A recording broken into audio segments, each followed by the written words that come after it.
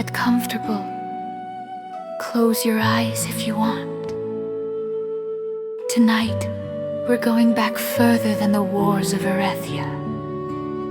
Further than the Reckoning. Further than anything the histories of Enroth have ever recorded. This is Midnight Lore. And if this is your first time here, the channel is built for exactly this long stories, told slowly. For nights when sleep won't come on its own, subscribe. And let every new timeline find you automatically. Now, let's begin at the very beginning.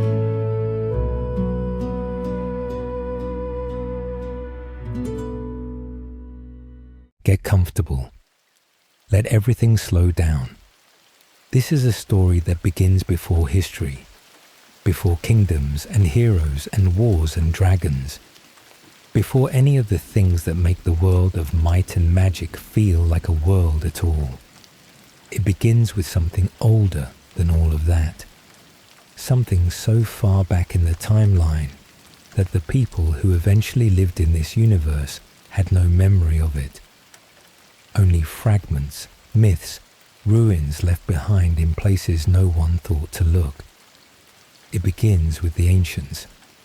And once you understand the ancients, everything else, every war, every hero, every catastrophe, every moment of wonder or horror in this universe starts to make a different kind of sense. The ancients were not gods. That is the first and most important thing to understand about them. They were a civilization, an extraordinarily advanced civilization, so far beyond anything that would come after them that the gap is genuinely difficult to comprehend. They had mastered space travel, the manipulation of matter and energy at a fundamental level, the seeding and terraforming of worlds, and technologies so sophisticated that they left no clear boundary between science and what later inhabitants of their worlds would call magic. They traveled between stars. They settled new worlds. They built things on a scale that made the greatest achievements of later civilizations look modest by comparison. And they created life, deliberately, intentionally, as a project. They seeded worlds with biological material, shaped the conditions for evolution, and in some cases directly engineered species to inhabit the planets they had prepared. The people of Enroth, humans, elves, dwarves, and many others, were, in the most literal possible sense, the ancients' creation. Not in a mythological sense, but in a practical, technological one. The ancients made them, placed them on a world they had prepared, and then, for reasons that are not entirely clear, moved on. This is the pattern of the ancients. They built, they seeded, they moved on. Whether they had a plan for what they left behind, whether they intended to return, whether they simply lost interest or were themselves destroyed by something. The record they left are incomplete, and the people who eventually found those records could only piece together fragments of an answer. What is clear is that the ancients were gone long before the civilizations they had created were old enough to understand what they were. The planet at the center of this story is called Enroth. Enroth is a world of considerable beauty and variety. Mountains and forests and oceans and plains. Climates ranging from the frozen north to the tropical south. A world that, from a distance, looks very much like the kind of place a civilization might want to inhabit. It was prepared with care. The ancients did not simply drop a planet into a habitable zone and hope for the best. They shaped it. The geological structure, the distribution of resources, the biodiversity of its ecosystems, all of it bears the marks of deliberate design, if you know what to look for. And beneath the surface of that design, literally beneath it, in some cases, buried in the deep rock of the planet, were things the ancients had left behind. Structures, machines, and artifacts of incomprehensible sophistication, waiting in silence for someone capable of understanding what they were. Most of the people who eventually lived on Enroth did not understand what they were. They found the ruins and called them ancient because they were ancient. They found the artifacts and called them magical because they could not explain them any other way. They built their civilizations on a foundation they didn't fully comprehend, using tools whose true nature they had forgotten or never known. This is the world of might and magic, a world built on top of something older and stranger than itself, carrying the legacy of its creators without understanding it. But the ancients did not only leave behind the seeds of civilization, they also left behind something else, something that had followed them. The Kreegans were not created by the ancients. They were, in the simplest possible terms, a parasite, a species that had evolved or been engineered for a very specific purpose: to follow advanced civilizations, to corrupt and consume and destroy what those civilizations had built, and to move on. They were not unintelligent. They were not mindless. The Kreegans had their own culture, their own hierarchy, their own terrifying kind of purpose. But that purpose was fundamentally destructive, the consumption and corruption of everything they encountered. They had followed the ancients across the stars, and when the ancients seeded new worlds, the Kreegans eventually found those worlds too. On Enroth, the Kreegans did not arrive immediately. Their arrival came later, much later, and after civilizations had risen and wars had been fought, and the history of the world had already accumulated considerable weight. But their eventual arrival, and the war it precipitated, is one of the central events of the might and magic universe. Everything that comes before it, in some sense, is prelude. The main continent that gives the planet its name is the stage for most of the early history of this universe. It is a large landmass, divided by geography and history into several distinct regions, each with its own character and its own story. In the north, the land is cold and hard, forested mountains, deep valleys, a climate that shapes the people who live in it into something resilient and self-reliant. The dwarven strongholds of the northern mountains are among the oldest continuously inhabited structures on the continent, are carved into the rock by hands that have long since turned to dust. In the west, the land opens into rolling plains and gentler hills, the heartland of human civilization on Enroth. The great kingdoms of men were built here, rose here, fell here, and rose again. The plains are fertile, the rivers are navigable. It is the kind of geography that encourages trade and agriculture and the accumulation of wealth, and therefore also the conflicts that wealth inevitably produces. In the east, the forests grow deep and old.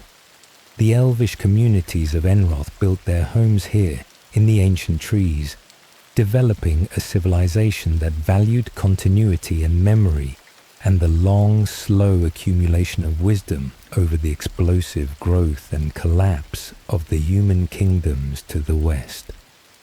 In the south, the land becomes stranger, more varied, more dangerous, more interesting.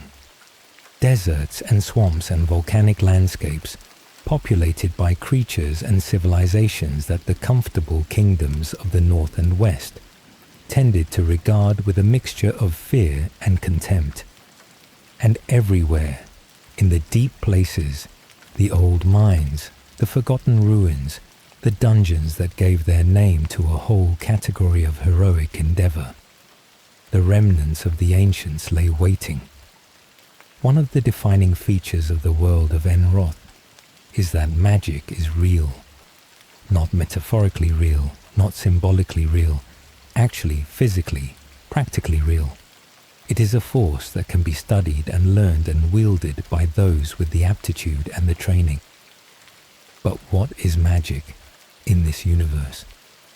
The answer, which takes many games and many years to fully articulate, is that magic is a technology. Specifically, it is a technology that was developed and understood by the ancients. A way of manipulating the fundamental forces of the universe that does not look, to the uninformed observer, like technology at all. When a hero in might and magic casts a fireball, or calls lightning from a clear sky, or raises the dead to fight again, they are not calling on supernatural forces. They are using a system so sophisticated and so poorly understood by its current users that it appears miraculous. There are 4 schools of magic that become central to the series: fire, water, earth, and air. Later games add others: light and darkness, spirit, order, chaos. Each of these schools represents a different approach to manipulating the same underlying reality, drawing on different principles and producing different effects. The wizards and sorceresses and necromancers of Enroth did not invent these schools. They inherited them, fragments of a much larger system that the ancients had fully understood, and that their descendants were slowly, imperfectly reconstructing from incomplete evidence. This gives magic in the might and magic universe a particular quality.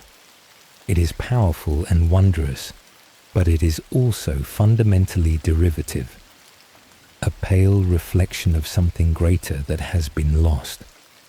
The greatest wizards in the history of Enroth are, in cosmic terms, students who have learned to read a few pages of a book whose full contents would be beyond their comprehension.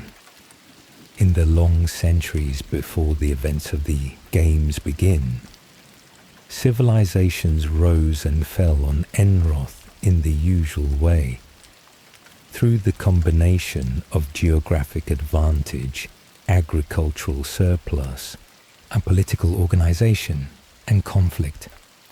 The human kingdoms were the most expansionist and the most prone to internal conflict.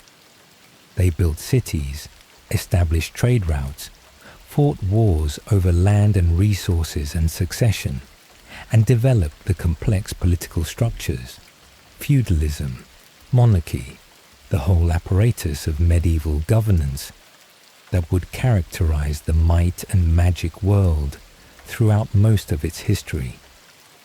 The elvish communities were older and in some respects wiser. They had a deeper relationship with the natural world and a longer collective memory. But they were also less adaptable, less willing to change, and sometimes catastrophically slow to respond to new threats. The dwarves built in stone and thought in centuries. Their contributions to the civilization of Enroth were primarily material. The mining and metalworking and engineering that underpinned much of what the other races built. And there were others, the Naga, the Gnolls, the various creature factions that populated the wilder regions of the continent. Some of these were creations of the ancients, placed on the world deliberately. Others had evolved naturally in the long eons since the ancients departed. All of them, in various ways, would play roles in the story that was coming.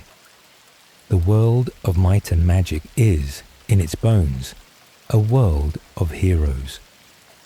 Not in the vague cultural sense, in the specific practical sense that individual people of exceptional ability and determination repeatedly change the course of history in ways that mass movements and institutional forces cannot. A hero in this universe is not simply a brave person or a talented fighter. A hero is someone who has developed themselves to an extraordinary degree, who has accumulated experience and power and skill to the point where they become genuinely exceptional by the standards of any world. The heroes of might and magic grow. They accumulate knowledge and power over the course of their careers, becoming steadily more formidable in ways that reflect their specific gifts and choices. A hero who has spent years studying the schools of magic becomes something different from a hero who has spent those same years mastering combat. Both are heroes, but they are very different kinds of powerful, and the world needs them. Because the threats that face Enroth, the creatures, the catastrophes, the ancient evils that stir in the deep places, and eventually the Kreegans themselves, are not the kind of threats that ordinary soldiers in ordinary armies can address alone. Heroes are the people who go into the dungeons, who fight the dragons, who retrieve the artifacts, who make the difference between a catastrophe that destroys a civilization and a crisis that a civilization survives and learns from. They are extraordinary people in a world that keeps producing extraordinary challenges. And in the games that tell this universe's story, we follow them. Before the Heroes games, there was a different kind of might and magic story. The original Might and Magic RPG series, which began in 1986 with Might and Magic Book 1, The Secret of the Inner Sanctum, told stories from the ground level, not the strategic overview of armies and castles and conquest, but the intimate and first-person experience of a small party of adventurers moving through a dangerous world. These games were deeply old school in their design. Grid-based movement through dungeons, turn-based combat, character creation and advancement, the slow accumulation of power and knowledge as the party worked their way through an increasingly complex world. But their stories, which accumulated over the course of 8 main games, told something much larger than any individual dungeon crawl. They told the story of Enroth from the inside, of what it felt like to be a person of ability in this world, discovering its secrets piece by piece, coming gradually to understand the nature of the ancients and the Kreegans, and the cosmic stakes that underlay the apparently mundane adventures of a party of adventurers looking for treasure in a dungeon. The Might and Magic RPGs are the foundation on which everything else in this universe rests. The hero strategy games are magnificent, but they are the surface of something that the RPGs explored in far greater depth. To understand the full story of this universe, which is what we are doing here, you need both. In the parts that follow, we will move through this universe chronologically, from the earliest events of the RPG series, through the great wars of the Heroes games, through the catastrophe that eventually destroyed the world of Enroth entirely and forced its survivors to begin again, and finally to the events of Olden Era, which take place in a time before the main timeline, and illuminate the ancient roots of a conflict that would define the world for generations. It is a long story. It is a rich story. It is the kind of story that rewards patience and attention, that reveals more the longer you spend with it. You have time. We are not going anywhere. In the next part, we begin with the earliest Might and Magic RPG games, with a party of adventurers waking up on a world they do not understand, carrying questions they do not yet know how to ask, beginning a journey that will eventually take them to the heart of the mystery, at the center of everything. Rest now. The adventure begins soon. Welcome back. Settle in. In the last part, we laid the foundation. We talked about the ancients, the civilization that created the world of Enroth, and then disappeared, leaving behind ruins and artifacts, and a legacy that their creations would spend centuries trying to understand. We talked about the Kreegans, the parasite species that followed the ancients across the stars. We talked about the world itself, its geography, its magic, its people. Now we go inside that world. The Might and Magic RPG series is where the story of this universe was first told.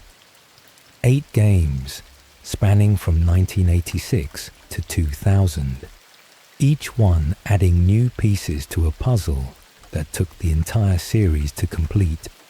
They are old games by any standard, designed in an era when computer graphics were primitive and game design meant something very different from what it means today. But their stories hold up. The mystery at the heart of them holds up. And to understand everything that happens in the Heroes games, you need to understand what the RPGs revealed. So, a party of adventurers, a strange world, and questions that keep getting bigger the longer you look at them. Might and Magic Book 1, The Secret of the Inner Sanctum, 1986. The first Might and Magic game drops you into a world called VIII, without much explanation.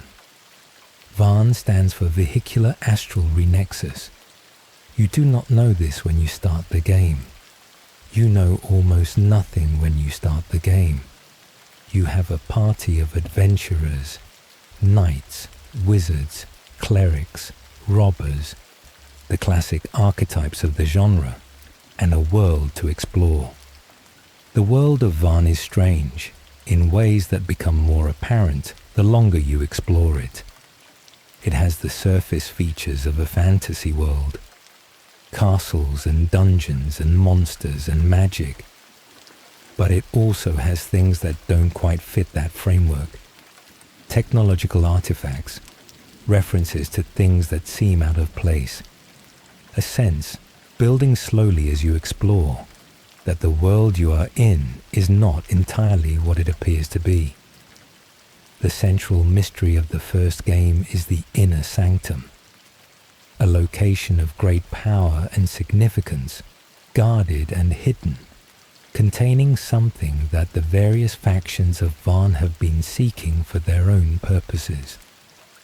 What the party eventually discovers, at the end of a very long journey through the world, is the first hint of the truth that will take the entire series to fully reveal. VIII is not a natural world. It is a constructed environment, something built, not grown, and the builders were not gods or wizards or any of the conventional powers of a fantasy world. The first game plants a seed. It asks a question that it does not fully answer. What is this place really? The answer takes 7 more games to complete. Might and Magic 2, Gate to Another World, 1988. The second game expands the world significantly and begins to make the mystery more explicit. The setting is Charon, another world, connected to Varn by the gates of the title. Charon is larger and more varied than Varn, with multiple distinct regions and a more complex political situation. The elemental planes become accessible. Vast dimensions of pure elemental force, fire and water and earth and air, each one a different kind of overwhelming environment that tests the party in different ways. But the most significant addition of the second game is the introduction of more explicit hints about the true nature of the world. There is a comet coming. The people of Kron know it, and they are afraid of it. The various factions of the world, the human kingdoms, the magical orders, the creature civilizations, are responding to this threat in their own ways, some seeking to stop it, some seeking to exploit the chaos it will cause, some simply ignoring it and hoping it will not be as bad as feared. The comet, as the party eventually discovers, is not a natural astronomical event. It is something sent, something directed, and the party's journey to understand and ultimately address it leads them deeper into the mystery of the ancients. The second game also introduces the Sheltem, an entity of great power and deeply malevolent purpose, who becomes one of the central antagonists of the early series. Sheltem is not a demon or a dark wizard in any conventional sense. He is something stranger, something that has a specific relationship to the ancients and their legacy that takes several more games to fully understand. Sheltem's opposition is a being called Korak, a guardian, created or assigned to protect the worlds the ancients had seeded. The conflict between Korak and Sheltem runs through the early games like a thread, surfacing and disappearing, always present somewhere beneath the surface of whatever adventure the party is currently engaged in. Might and Magic 3, Isles of Terror, 1991. The third game brings the party to Terra, a world that is, in certain crucial ways, more familiar than Varn or Kron. Terra has more of the aesthetic markers of a classic fantasy world. Its kingdoms and cultures feel more grounded, more detailed, more inhabited. The game's designers had more resources and more experience by this point, and it shows in the density and variety of what they built. But Terra also has something that the previous worlds did not have as explicitly: direct evidence of the ancients. The ancient structures on Terra are harder to ignore than the hints in previous games. There are facilities, technological facilities, clearly not of natural origin, that the inhabitants of Terra have incorporated into their world in various ways. Some as sacred sites, some as dangerous ruins, some as practical resources whose true nature has been forgotten. The party begins to understand on Terra that they are not simply adventurers in a fantasy world. They are investigators of a mystery that spans multiple worlds and an enormous span of time. Sheltem is here again, still pursuing his destructive agenda. Korak is here again, still working to stop him. The conflict between them is moving toward a conclusion, and the third game begins to make clear that this conclusion will require something more than tactical victory. It will require understanding what Sheltem actually is and why he is doing what he is doing. The answer, when it comes, is not what you expect. The nature of Sheltem and Korak. Let us pause here to talk about Sheltem and Korak, because understanding them is essential to understanding the first half of the Might and Magic story. Both of them were created by the ancients. That much becomes clear across the first several games. They are not organic beings, or rather, they are not purely organic beings. They are constructs of some kind given purpose and personality and sent into the worlds the ancients had seeded. Korak was given a guardian's purpose. He was meant to watch over the worlds, to protect them from harm, to intervene when the natural development of the civilizations the ancients had created was threatened by forces they could not handle alone. Shelton was given a different purpose. Originally, he too was a guardian, a warden specifically, assigned to protect a particular location and ensure that certain things did not happen. But something went wrong with Shelton. Whether it was a flaw in his original design, or damage sustained at some point in his long existence, or simply the corruption that can come from any mind, organic or constructed. Spending too long in isolation with a single obsessive focus, Shelton had become something different from what he was meant to be. He had become destructive, not randomly destructive, purposefully, methodically destructive.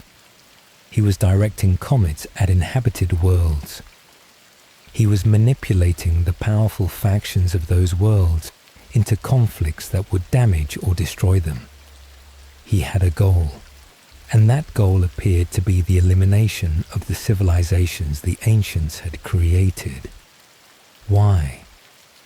The answer to that question is one of the things the series takes its time revealing, but the shape of it begins to emerge in the third game. Shelton's original purpose was to prevent something, and in his corrupted state, he had decided that the most reliable way to prevent that something was to ensure there was nothing left that could bring it about. What that something is, we will get to that. Might and Magic 4, Clouds of Zine and Might and Magic. 5, Dark Side of Zine, 1992/1993. The fourth and fifth games are unique in the history of the series because they were designed from the beginning to be played together.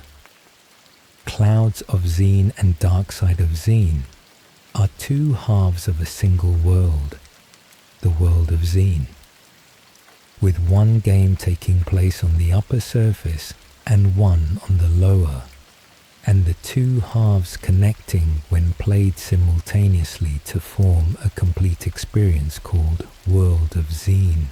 Zine is a world built around a vertical axis. The cloud side is bright and pastoral.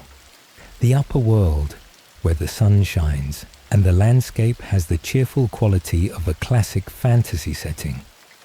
The dark side is its opposite, shadowed, dangerous, more overtly hostile, the underworld to the cloud side's overworld. The ruler of the dark side is a being called Lord Zine, a powerful and malevolent figure who has subjugated the dark half of the world and is extending his reach toward the bright half. His story intersects with the ongoing Shelton-Korak conflict in ways that bring both narratives toward their conclusion. The resolution of the Zine games is one of the most significant moments in the early series. The conflict between Korak and Shelton, which has been building since the second game, reaches its conclusion here. In a confrontation that requires Korak to make a sacrifice that his guardian's purpose demands, but that has real weight and real cost. And after that confrontation, the first chapter of the Might and Magic story closes. Shelton is gone. Korak has sacrificed himself to ensure it. The immediate threat is over. But the larger mystery, the ancients, the Kreegans, the cosmic stakes that underlie everything, is not resolved. It is only beginning to be understood. What the first 5 games revealed, stepping back from the individual plots of each game, What did the first half of the Might and Magic RPG series actually tell us about the universe? First, the worlds of this universe are not natural. Varn, Kron, Terra, Zine. These are all constructed environments, created or significantly shaped by the ancients. The fantasy world that the games present on the surface is a layer built on top of something older and stranger. Second, the magic of this universe is a technology. The spells that adventurers learn and cast are applications of principles that the ancients understood deeply and that later inhabitants of their worlds understand only partially and imperfectly. Third, the universe has enemies, not just the conventional enemies of a fantasy world, the monsters in the dungeon, the evil wizards, the dark lords, but something larger and more systemic. The Kreegans have not appeared directly yet, but their shadow is present in the shape of what Shelton was trying to prevent. Fourth, individuals matter. Korak mattered. The adventuring parties of the early games mattered. In a universe this large and this old, and the choices of individual beings, organic and constructed, have consequences that echo across centuries and across worlds. Fifth, the truth is layered. Every answer in the Might and Magic universe reveals another question beneath it. The inner sanctum led to the mystery of the ancients. The mystery of the ancients led to Shelton and Korak. Shelton and Korak led to something larger still. The story never stops going deeper. The world of Enroth, the planet. Before we move to the second half of the RPG series, we need to orient ourselves geographically and historically. The games we have discussed so far, Varn, Kron, Terra, Zine, are not the planet Enroth. They are other worlds in the same universe, some of them outposts or experiments or waypoints in the ancients' larger project. The planet Enroth itself, the main stage of the hero's games and the second half of the RPG series, has been developing in parallel, accumulating its own history. By the time the story shifts to Enroth proper, several major civilizations have risen and established themselves.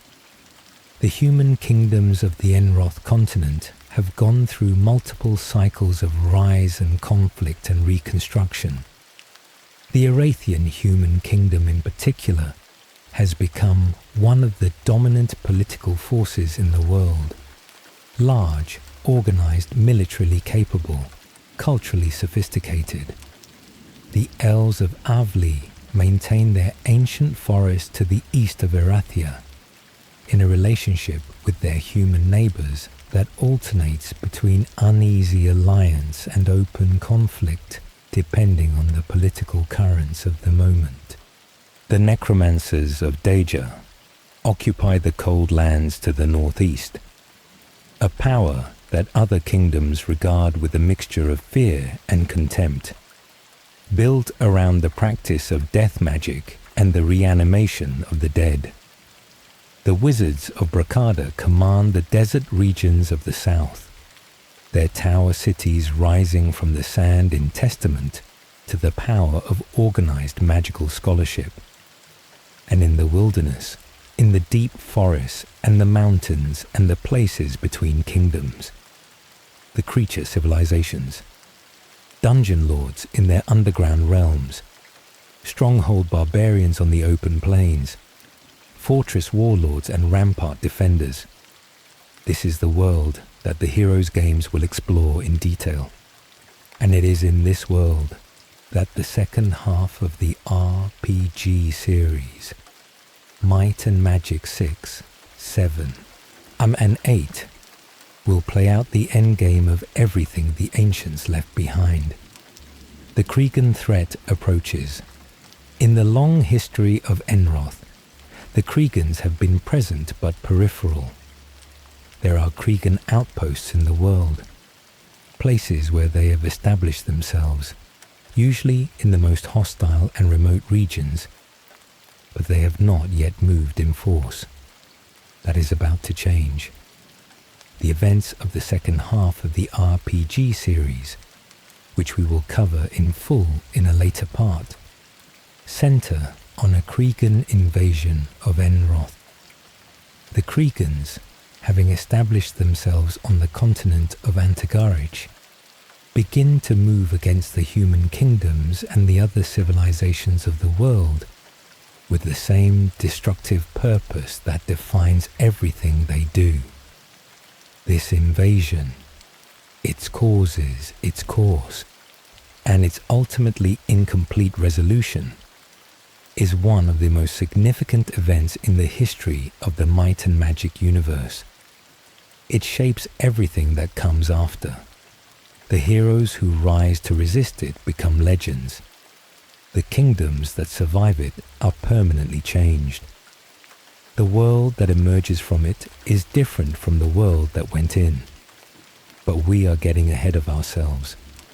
Before the invasion, there is more history to tell, more context to establish, more of the world to understand, the shape of what is coming. We are still in the early parts of this story. The mystery of the ancients has been established. The Kreegan threat has been introduced. The world of Enroth has been described. In the parts that follow, we will move through the great events of this universe's history in sequence.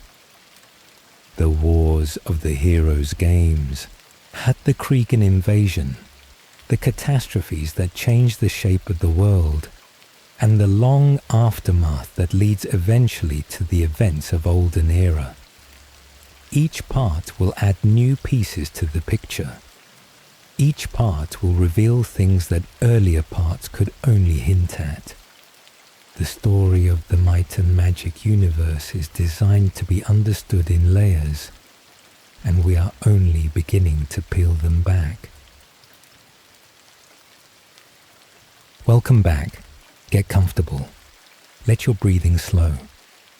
We have spent 2 parts building the foundations of this universe, the ancients and their legacy, the Kreegans and their threat, the world of Enroth and its people, the RPG series, and the mysteries it slowly unveiled.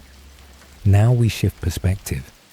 We move from the ground level to the strategic overview, from parties of adventurers in dungeons to armies on campaign maps, from the intimate first-person experience of the RPGs to the broader, more political world of the Heroes strategy games. The Heroes of Might and Magic series tells the history of Enroth from the outside, through the lens of conflict between kingdoms, the rise and fall of powerful individuals, and the great turning points that shape the world. It is a different kind of storytelling from the RPGs, but it draws on the same universe and adds new dimensions to it. This part covers the first 2 Heroes games, the earliest chapters of the strategic history of Enroth. Wars of succession, conflicts over land and power, the establishment of the faction dynamics that will define the world for generations. And underneath all of it, always, the slow approach of something much larger. Before we talk about the wars, we need to understand the political geography of the continent. The main continent of Enroth, which shares its name with the planet, is divided among several major powers, each with a distinct culture, military tradition, and relationship to the others. The kingdom of Enroth itself occupies the western portion of the continent. It is a human kingdom in the classic tradition, feudal, monarchical, one organized around a royal family and a hierarchy of noble houses. The kingdom of Enroth is the setting for the first Heroes game, and its internal conflicts drive the early story. To the east lies the continent of Antagarich, a larger landmass with its own distinct kingdoms and cultures. Antagarich is where the bulk of the Heroes 2 and Heroes 3 stories take place, and it is a more complex political environment than the smaller Enroth continent. The relationship between Enroth and Antagarich is one of distance and occasional contact. They are separate landmasses, connected by sea routes, aware of each other but not deeply integrated. Events on one continent can have consequences for the other, but they develop somewhat independently. On Antagarich, the major powers include Erathia, the largest and most powerful human kingdom, are located in the center of the continent. Erathia is organized, militarily capable, and culturally dominant. It is the anchor around which the politics of Antagarich rotate. Avli, the elvish realm to the east of Erathia, ancient and proud, with a complicated relationship with its human neighbors that swings between alliance and conflict, depending on who is currently in power and what they want from each other. Deja, the necromancer kingdom to the northeast, built around the practice of death magic and the reanimation of the dead. Deja is feared and distrusted by its neighbors, and it returns that distrust with contempt. Prakada, the wizard realm in the southern deserts, where magical scholarship has reached heights unmatched elsewhere on the continent. Prakada's cities rise from the sand like geometric dreams.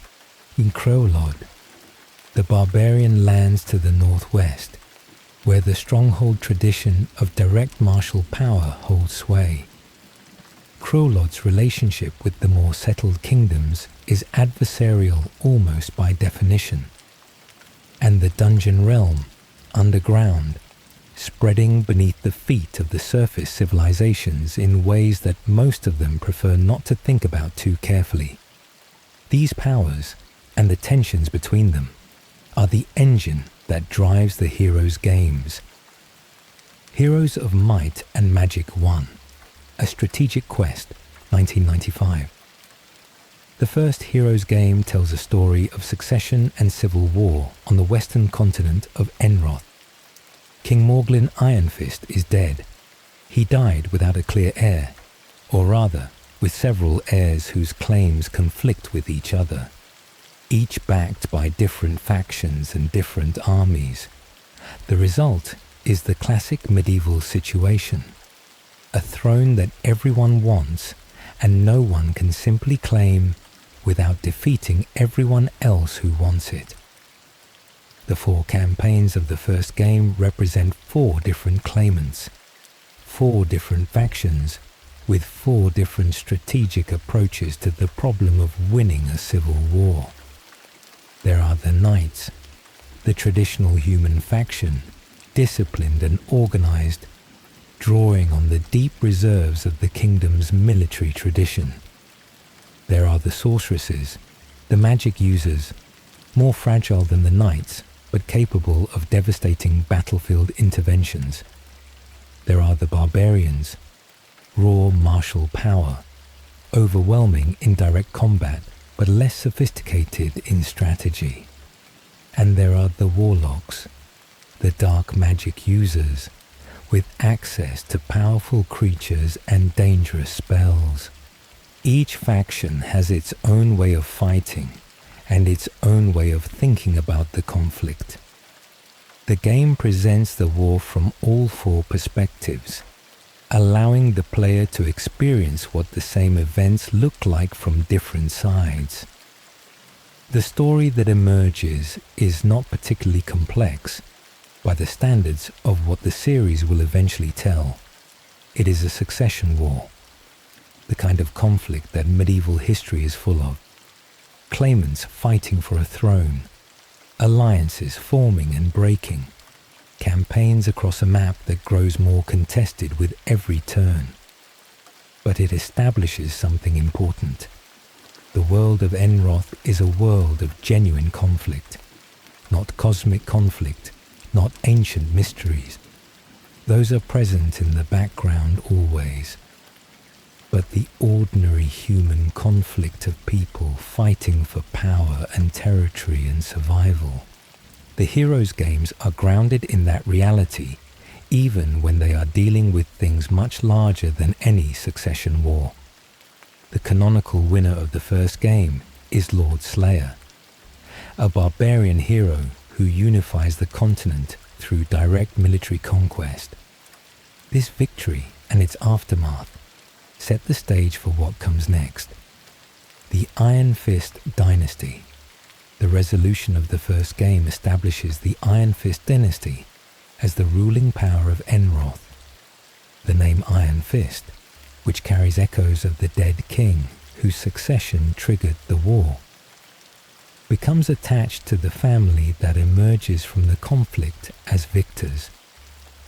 The Ironfist dynasty will be central to the stories of both the first and second Heroes games. They are not the kind of heroes who appear in the RPGs. Extraordinary individuals with magical powers and personal destinies. They are rulers, apolitical animals, people who are heroic sometimes, but who are primarily concerned with the exercise of power and the survival of their line.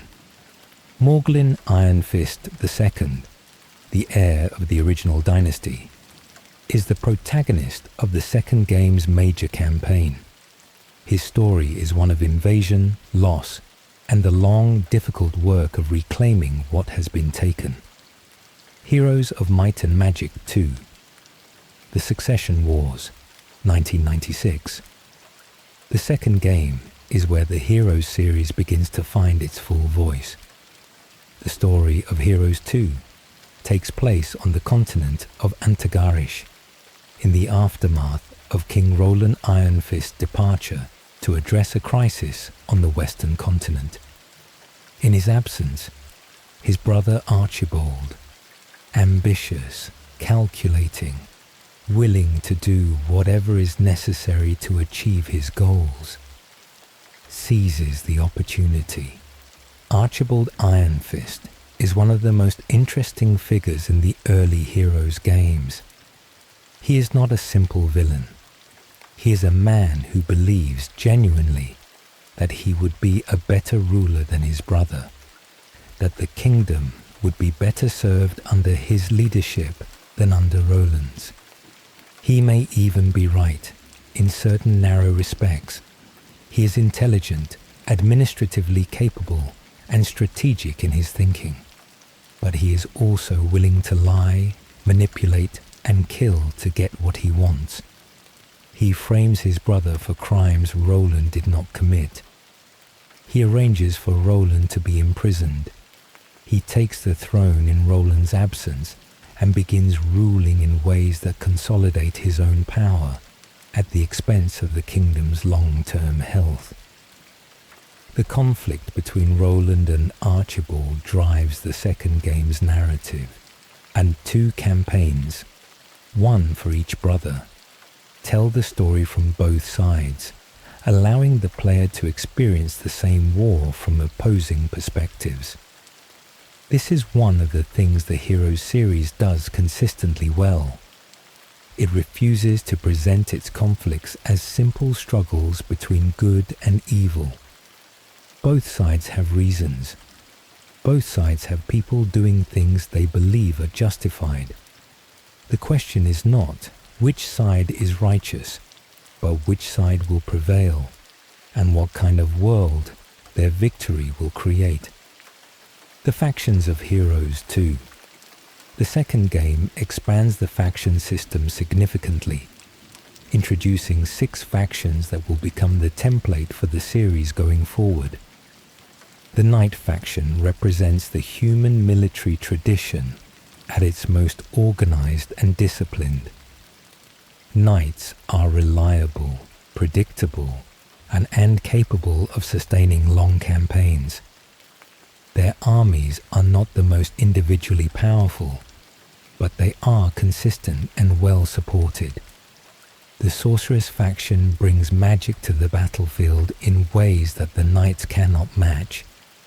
Their units are often more fragile, but their magical capabilities can turn the course of a battle in ways that pure military force cannot. The barbarian faction is raw power, high attack units, direct combat specialists, overwhelming in a straight fight, but vulnerable to the kind of strategic flexibility that other factions possess. The warlock faction draws on dark magic and powerful creatures. Their armies include dragons, the most feared combat units in the game, and their magical capabilities lean toward destruction rather than support. The wizard faction is the most intellectually sophisticated, with access to the widest range of spells and some of the most useful magical artifacts. Their armies are not the strongest in direct combat, but a well-played wizard can control the battlefield in ways that other factions cannot match. And the necromancer faction, the most distinctive and the most feared. Necromancers can raise the dead of their enemies, converting fallen opponents into undead soldiers that continue to fight for the necromancer's army. The longer a battle goes on and the more enemies fall, the stronger a necromancer army becomes. This makes them particularly terrifying in extended campaigns. Each faction has its own castle, its own upgrade path, its own heroes with their own specializations. The system is elegant and deep, and the second game's implementation of it established a template that the series would build on for decades. Archibald and Roland. The personal conflict between the Ironfist brothers is the emotional core of the second game. Archibald is not simply a usurper. He is a man who has spent his whole life in the shadow of a brother who was given the throne by birthright rather than by merit. He watched Roland receive the crown, the loyalty, the deference that Archibald believed he deserved equally, perhaps more. And when the opportunity came to change that, he took it. What he did with that opportunity reveals his character. A different man, in the same position, might have ruled well, might have justified his seizure of power through the quality of his governance. Archibald did not do that. He ruled for himself, not for the kingdom, and he surrounded himself with loyalists whose loyalty was purchased rather than earned. He made decisions that served his position at the expense of his people. Roland, in exile and then in imprisonment, becomes something different. The conflict forces him to rely on allies he would not have sought in better times, to appreciate support that his position as king had previously allowed him to take for granted, to develop a kind of political and personal maturity that the comfort of the throne had not required. When the conflict resolves, as it does in the canonical ending, the resolution says something about the difference between power taken and power earned. Archibald is defeated. He is not killed. He is transformed by a magical punishment that the game's story presents as both appropriate and somewhat darkly humorous, into a statue. Not destroyed, but rendered permanently harmless. A monument to ambition without wisdom. Roland returns to his throne. The kingdom is damaged. The war has cost lives and resources that will take years to recover, and the political landscape of Antagarich has been permanently altered. But Enroth survives. The Ironfist dynasty continues. For now. The deeper currents, Underneath the succession war of the second game, the deeper currents of the might and magic universe are still moving. The Kreegans are present on Antagarich. Not in the main narrative of Heroes 2, the succession war is the story being told, but in the background, in the world that exists around the campaign maps. The dungeon faction, which draws on dark magic and underground civilizations, has connections to the Kreegan presence that will become more explicit in the games that follow. The artifacts that heroes find on the campaign maps, the powerful magical items that provide strategic advantages, are, many of them, remnants of the ancient legacy. Their true nature is not the subject of the Heroes games in the way it is the subject of the RPGs, but they are there, in the world, connecting the strategic narrative of the Heroes series to the deeper mystery of the RPG series. The Wizards of Bracada are doing things in their desert towers that will matter later. The Necromancers of Deja are cultivating powers that will eventually become central to some of the most significant events in the history of Antagarich. The Elves of Avli are watching developments that concern them in ways they have not yet fully articulated. The world is moving. The Succession War was a local event in a larger history. What comes next is larger, significantly larger. And the second game's events are, in retrospect, part of the preparation for it.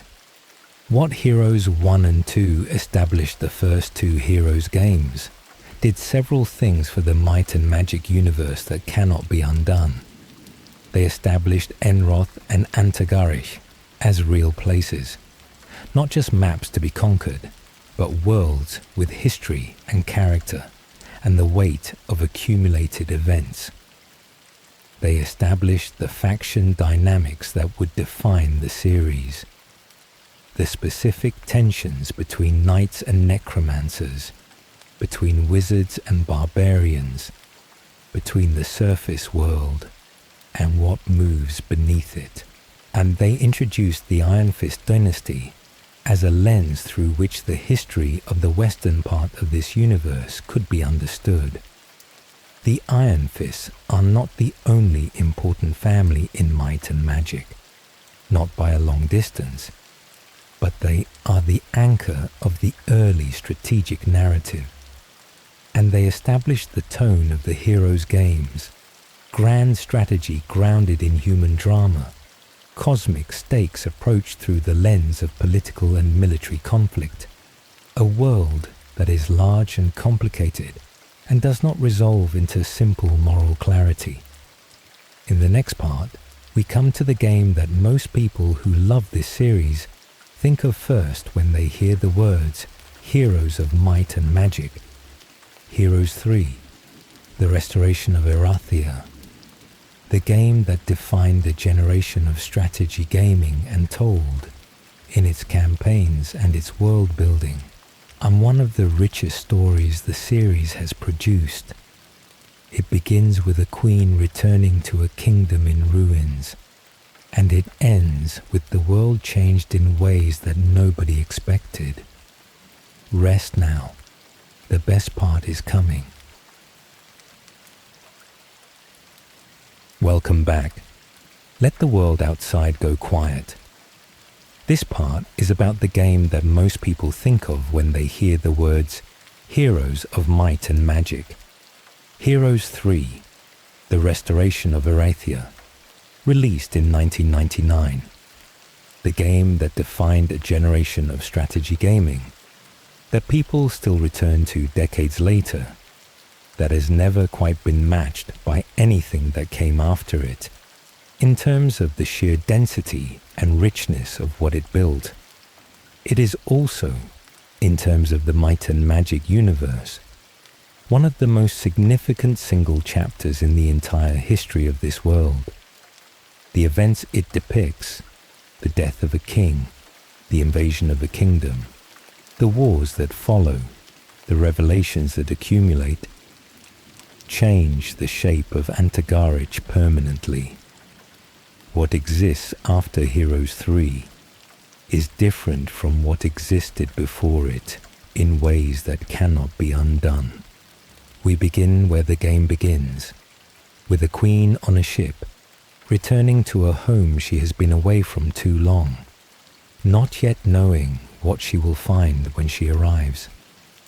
Catherine Gryphonheart is the daughter of King Nicholas Gryphonheart of Erathia and the wife of Roland Ironfist, the same Roland Ironfist whose conflict with his brother Archibald was the subject of the second Heroes game.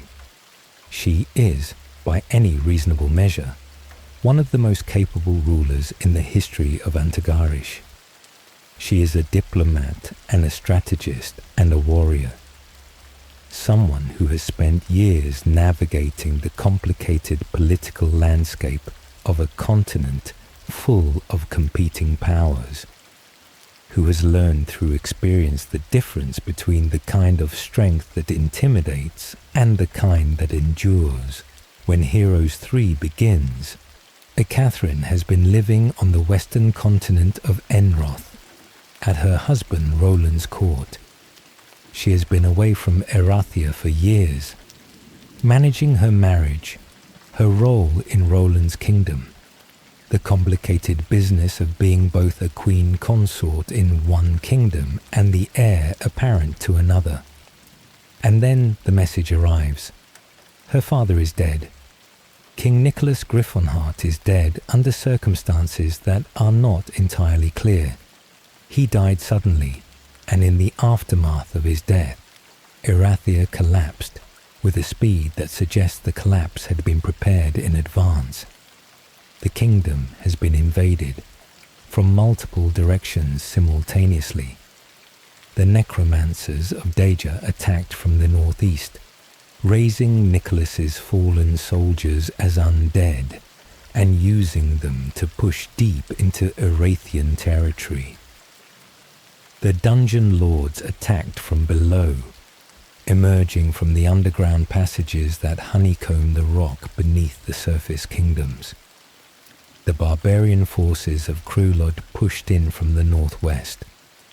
By the time Catherine receives word of what has happened and begins the journey home, Erathia has lost significant territory and is fighting for its survival on multiple fronts. She is going home to a kingdom in ruins, and the first thing she will have to do before she can think about rebuilding is fight. The invasion of Erathia. The speed and coordination of the invasion raises an immediate question. Was it planned? The answer, which emerges across the campaigns of Heroes 3, is yes. The death of King Nicholas was not simply an opportunity that Erathia's enemies chose to exploit. It was the trigger for a plan that had been in preparation for some time. The central figure in that plan is the necromancer kingdom of Deja. Deja had long coveted Erathia's territory and resources. The necromancers are powerful, but their kingdom is cold and poor. Their practice of death magic makes them feared but also isolated, unable to form the trade relationships and political alliances that sustain a growing civilization.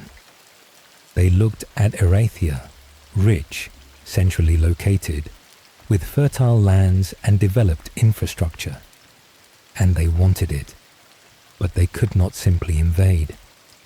Erathia under Nicholas Gryphonheart was too strong, too well organized, too capable of mounting an effective defense.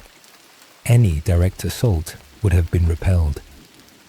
So Deja arranged for Nicholas to die, and they arranged for the other kingdoms, Dungeon, Kreegan, to attack simultaneously, ensuring that Erathia would be overwhelmed before it could organize a coherent response.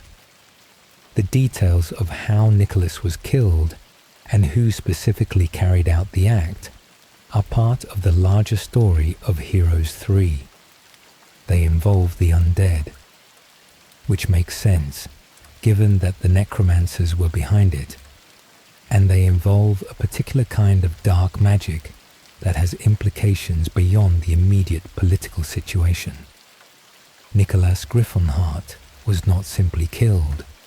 He was raised as an undead commander, a powerful lich-like figure, his intelligence and his military capability preserved in death, now serving the necromancers who had killed him. A father, made into a weapon against the daughter who is coming to save his kingdom. The cruelty of this is deliberate. The necromancers of Deja understood what it would mean to Catherine to face her father's transformed body across a battlefield. They used that knowledge. Catherine's campaign. Catherine arrives in Erathia and immediately begins the work of restoration. She is not alone. Her husband Roland, freed from his imprisonment after the events of Heroes II, and now ruling the Western continent, sends military support. The alliance between Enroth and Erathia, formalized through her marriage, becomes a lifeline. She also has allies within Erathia itself. The kingdom has not entirely fallen. Pockets of resistance have maintained themselves in the most defensible territories, waiting for someone to provide leadership and coordination. When Catherine arrives, those scattered resistances begin to coalesce around her. The restoration of Erathia is a long, difficult, expensive process.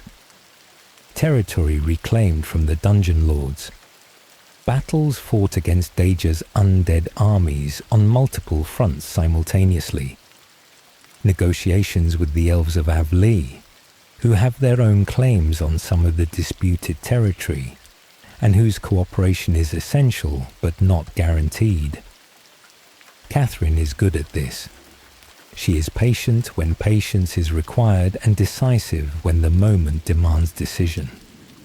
She understands that the restoration of a kingdom is not simply a military problem. It is also a political problem, a diplomatic problem, a problem of morale and symbolism, and the carefully managed distribution of reward and punishment. She fights, she negotiates, she endures, and eventually, she wins enough of the immediate battles to turn her attention to the larger question. What actually happened to her father, and what needs to be done about it? The truth about Nicholas Gryphonheart. The campaign to find and confront the transformed Nicholas Gryphonheart is one of the most emotionally complex sequences in the Heroes III story. Nicholas was a great king. He was a loving father. He was a man who built something lasting and valuable in Erathia, who governed with a combination of strength and wisdom that is genuinely rare in the history of the series. What he has become is a violation of everything he was. The necromancers did not simply kill him. They took what made him himself and put it in the service of the people who killed him. His intelligence, his tactical capability, his knowledge of Erathia and its defenses, all of it now works against his daughter and his kingdom. The confrontation, when it comes, is handled with care. This is not a monster fight. It is a tragedy. Catherine is not killing an enemy. She is laying her father to rest, finally and properly, after what was done to him. The resolution of the Nicholas storyline provides the emotional climax of Heroes III's main campaign. What comes after it is larger in scope but less personally devastating. The political and military aftermath of the invasion, the settlement of competing claims, the reconstruction of a shattered kingdom. But it is the story of Nicholas and Catherine that gives the game its heart. the expansion campaigns. Armageddon's Blade. Heroes 3 was expanded twice, and both expansions added significant material to the lore of the universe. The first expansion, Armageddon's Blade, introduces a threat that connects the hero's story directly to the broader might and magic mythology. The antagonist of Armageddon's Blade is a Kreegan commander, a powerful individual within the Kreegan hierarchy who has obtained or is constructing something called the Armageddon's Blade. This weapon, if completed, would be capable of destroying the world, not metaphorically, not strategically, but literally. A weapon of mass destruction on a planetary scale. The Kreegans, remember, are not simply powerful enemies. They are a species whose fundamental purpose is destruction, the consumption and elimination of the civilizations that the ancients created. The Armageddon's Blade is the most explicit expression of that purpose that the Heroes games have yet shown. The campaign to stop the completion of the Blade involves Erathia, the Elves of Avli, and various other factions who set aside their conflicts, at least temporarily, in the face of a threat that would destroy them all equally. This is one of the recurring patterns of the might and magic universe. The introduction of a threat so large that it forces enemies to cooperate. The political conflicts that drive the normal history of the world are real and important, but they are always susceptible to being temporarily set aside when something threatens everyone. The Armageddon's Blade campaign ends with the weapon destroyed and the immediate Kreegan threat addressed. But the Kreegans themselves remain. They are not defeated, and they are a civilization, not a single commander, and the death of one powerful individual does not eliminate the broader threat they represent. The Shadow of Death expansion. The second expansion, The Shadow of Death, tells stories set before the main Heroes 3 campaign, filling in the history of Antagarich in the period leading up to the events of restoration of Erathia. These campaigns focus on characters who will become important in the main game, including a young Sandro, the necromancer whose machinations run through much of the Heroes 2 and 3 story, and other figures whose earlier lives illuminate why they make the choices they make in the main narrative.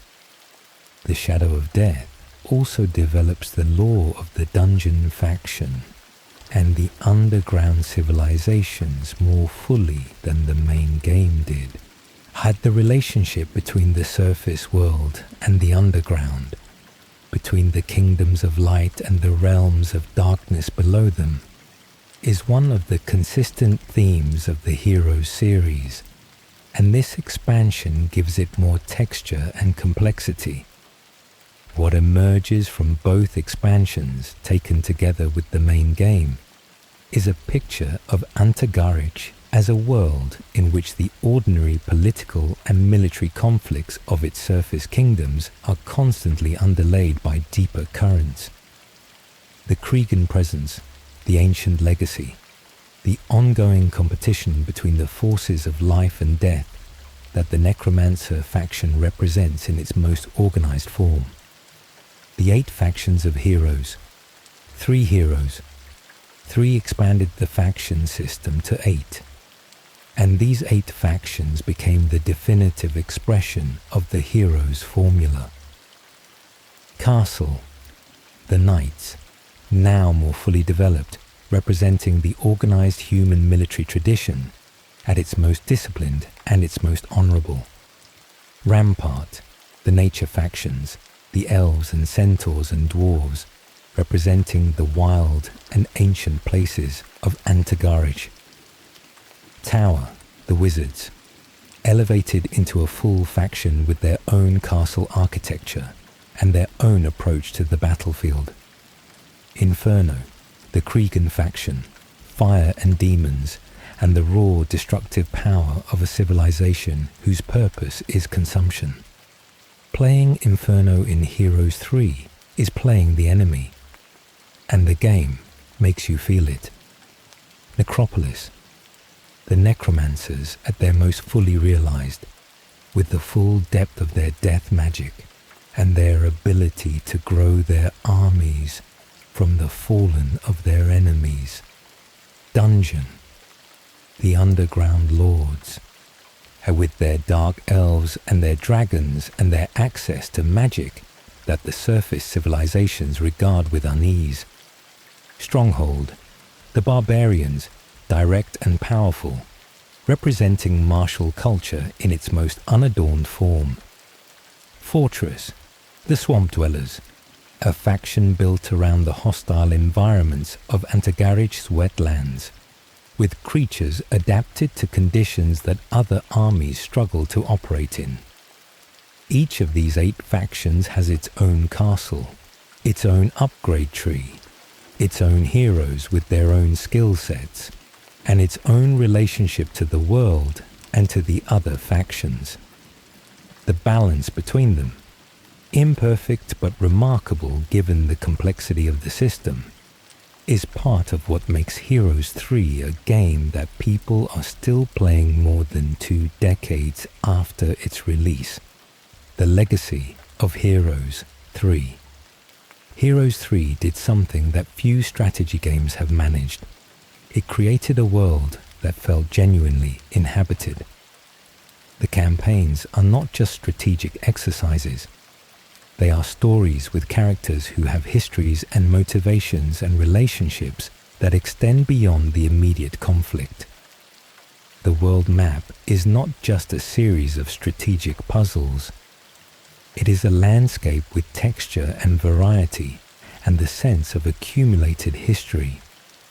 And the events it depicts, the death of Nicholas Gryphonheart, the invasion and restoration of Erathia, the Kreegan threat embodied in the Armageddon's blade, are genuine historical events in the life of this universe.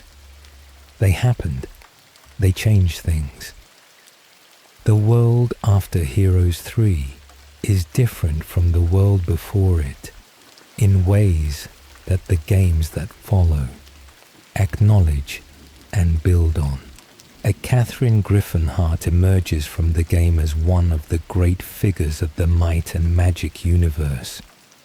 Not a simple hero, a complex person who has survived an extraordinary series of losses and challenges and emerged from them capable of leading a kingdom through its worst moment. Her story is not over. The story of Erathia is not over. The story of Enroth and Antagarich and the Kreegan threat is very far from over. But Heroes 3 gave that story its most powerful and resonant chapter. And the world it built is one of the reasons that this universe has endured in the hearts of the people who love it, long after many technically superior games have been forgotten. In the next part, we go inside the world, back to the RPG series, and the Might and Magic 6, 7 and 8 games that finally bring the Kreegan invasion to its full and terrible expression. The ground-level view of what the Heroes games have only shown from above. Sleep well. The larger story continues. Welcome back. Breathe slowly. Let your body settle. We have spent the last 2 parts at the strategic level, watching the wars of Enroth and Antagarich from above, through the lens of armies and kingdoms and the great turning points of political history. Now we go back inside. The Might and Magic RPG series, which we left at the end of the 5th game, with Korak's sacrifice and Sheltam's destruction, continued with 3 more games that brought the story of Enroth to its climax. Might and Magic 6, 7 and 8 form a trilogy within the larger series, connected by shared geography, overlapping timelines, and a single overarching threat, the Kreegan invasion of Antagarich. These games tell the same story that the Heroes games are telling. The same wars, the same catastrophes, the same great events, but from the ground level, are from the perspective of small parties of adventurers moving through a world in crisis, discovering the truth piece by piece, making decisions that turn out to matter enormously, even though no one in power is watching them at the time. The contrast between the two perspectives, the strategic overview of the Heroes games and the intimate ground-level experience of the RPGs, is one of the things that makes the Might and Magic universe feel genuinely deep. The same events look very different depending on where you are standing when they happen. Might and Magic 6, The Mandate of Heaven, 1998. The sixth game is set on the continent of Enroth, the western continent, the home of the Ironfist dynasty, the smaller landmass that the Heroes games have treated as a secondary setting. When Might and Magic 6 begins, the Kreegans have arrived on Enroth in force. They came through a dimensional gate, a technology that the ancients had developed and that the Kreegans had learned to use, a way of bypassing the distances between worlds that would otherwise make their invasions impossible on any practical timescale. The gate opened somewhere on the continent of Enroth, and the Kreegans poured through it. They have been establishing themselves for some time before the game begins. They have taken territory, built their characteristic infernal structures, and begun the process of consuming and corrupting the land in the way that defines everything they do. The Enroth of Might and Magic 6 is a kingdom under siege. The structures of normal society, the towns, the guilds, the political institutions, are still functioning in some areas, but the shadow of the Kreegan presence lies over everything. People are afraid. The roads are dangerous. The deeper wilderness is full of things that were not there before. The party of adventurers who are the player characters in the sixth game begin as ordinary people, young, relatively inexperienced, drawn into the larger conflict by a combination of circumstance and the particular kind of courage that ordinary people sometimes find when circumstances demand it. What they discover over the course of the game is the full scope of the Kreegan invasion, the gate through which the Kreegans came, the structures of the Kreegan hierarchy, the specific individuals and creatures who are directing the invasion, and eventually, a way to address the threat at its source. The Kreegan hierarchy. The Kreegans are not a mindless horde.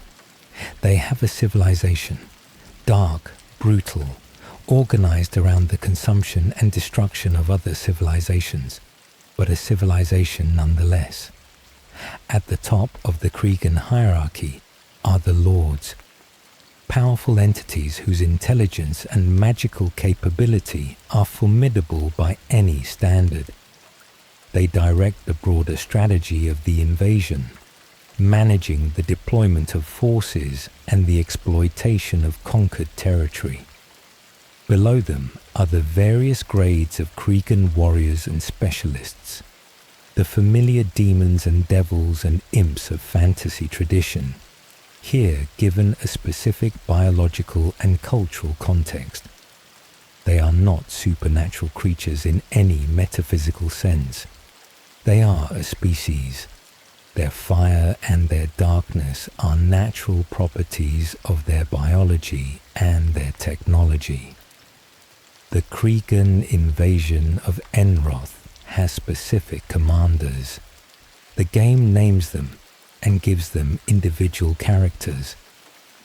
The final confrontation with the Kreegan leadership, which takes the party into the heart of the Kreegan stronghold on Enroth, is one of the most significant sequences in the 6th game. And there, in the depths of the Kreegan fortress, the party finds something that connects this invasion to the larger cosmic story of the might and magic universe, a connection to the ancients, evidence that the Kreegan presence on Enroth is not accidental, that it is part of the same pattern that the ancients knew about, that Korak and Sheltum fought over, that the early games spent 5 entries establishing. The Kreegans followed the ancients here, to this planet, to this continent, to this specific location, and the gate they used to arrive was not something they built from scratch. It was something they found, something the ancients had left behind. The party closes the gate.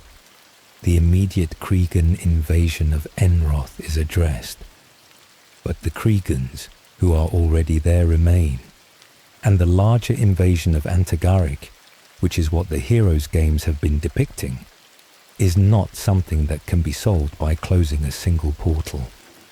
The world of Enroth. After MM6, the events of Might and Magic 6 changed the Western continent permanently. The Kreegan presence, though significantly reduced by the party's actions, has left marks on the land that will take generations to erase, and the political structures of the Kingdom of Enroth have been damaged. The invasion created opportunities for various factions to advance their interests at the kingdom's expense, and some of those advances are not easily reversed. Roland Ironfist, Catherine's husband, the king we know from Heroes 2, is present in the background of MM6's story. His kingdom is the one being defended. His institutions are the ones under threat. The party's actions in the 6th game support his rule even as, in Heroes 3, his wife is fighting to save her father's kingdom on the other continent. The two timelines overlap. MM6 and Heroes 3 are set in roughly the same period. The late years of the Kreegan invasion, when the threat is at its most acute, and the various powers of the might and magic world are dealing with it in their various ways. And this overlap is one of the most interesting things about the might and magic universe. It invites you to look at the same period from multiple perspectives and understand how much of history is happening simultaneously, in different places, invisible to the people in any one location. Might and Magic 7, For Blood and Honor, 1999. The 7th game moves the action to Antagarich, the larger continent, the setting for most of the Heroes games, the place where the main drama of the Kreegan invasion is playing out.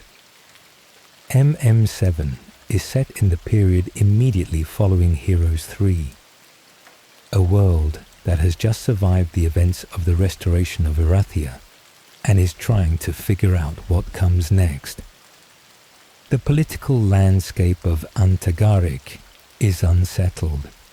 The alliances that formed to resist the Kreegan threat are fraying now that the immediate crisis has passed.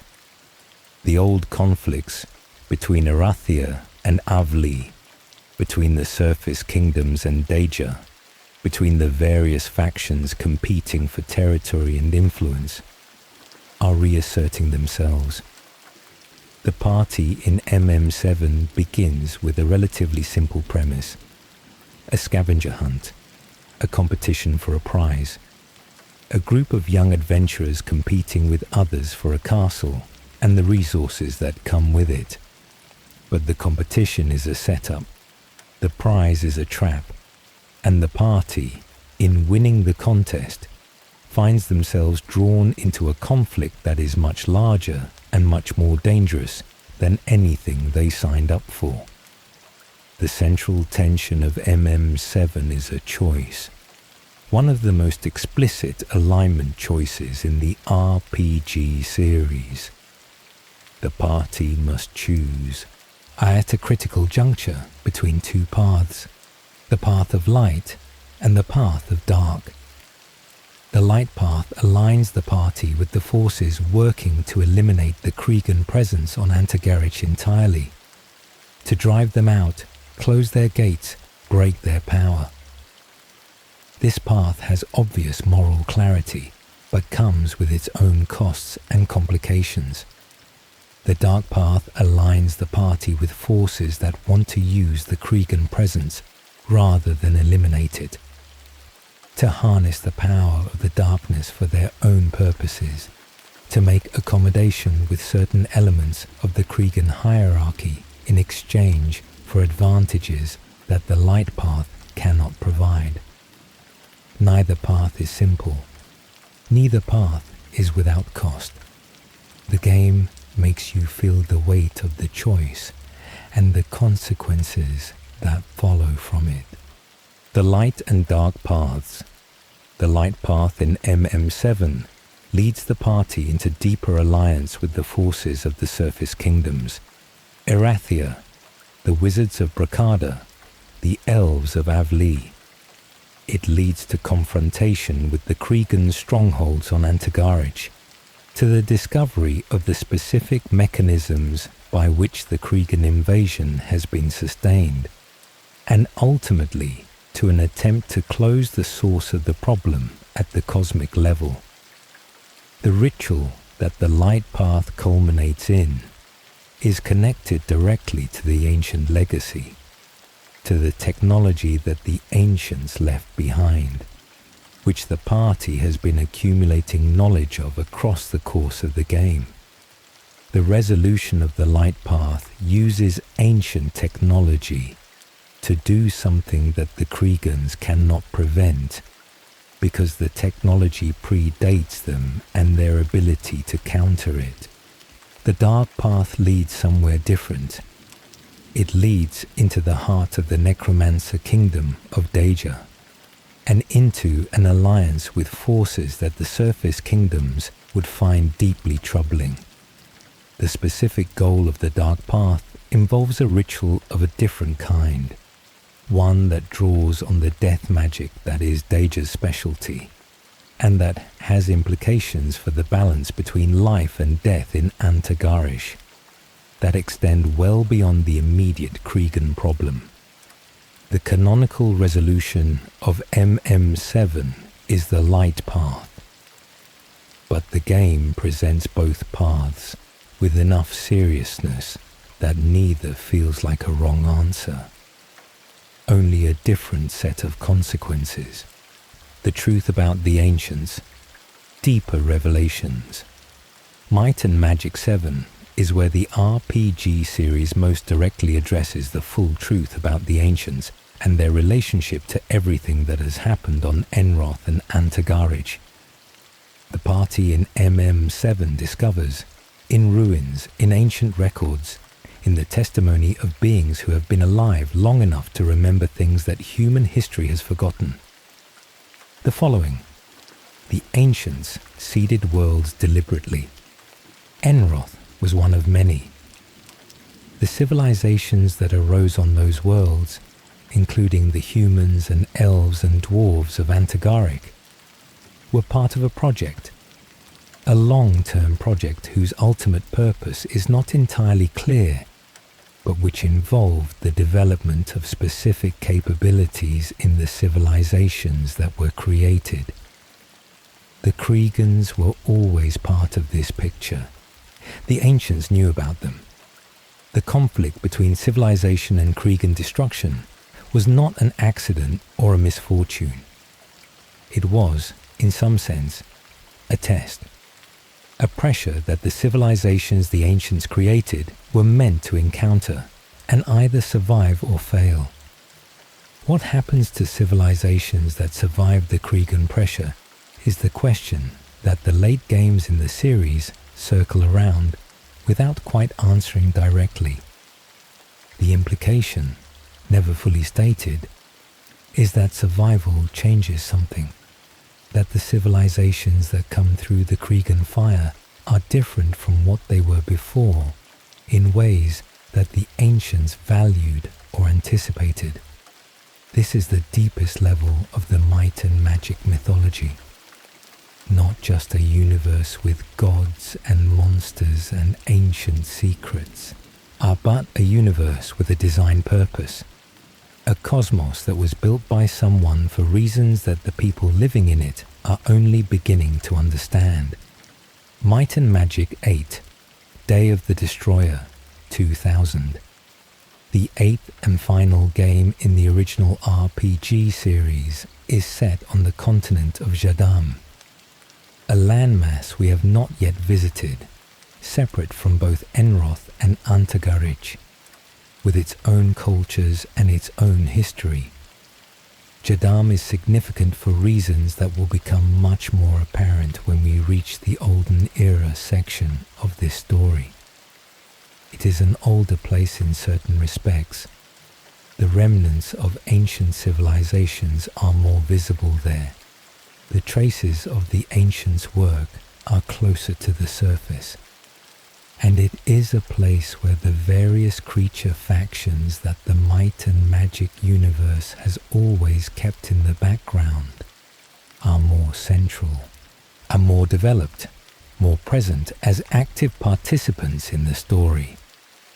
The threat in MM8 is called the Day of the Destroyer, a catastrophic event being brought about by a being of enormous power who has access to the kind of world-altering capabilities that the ancients' legacy can provide when misused.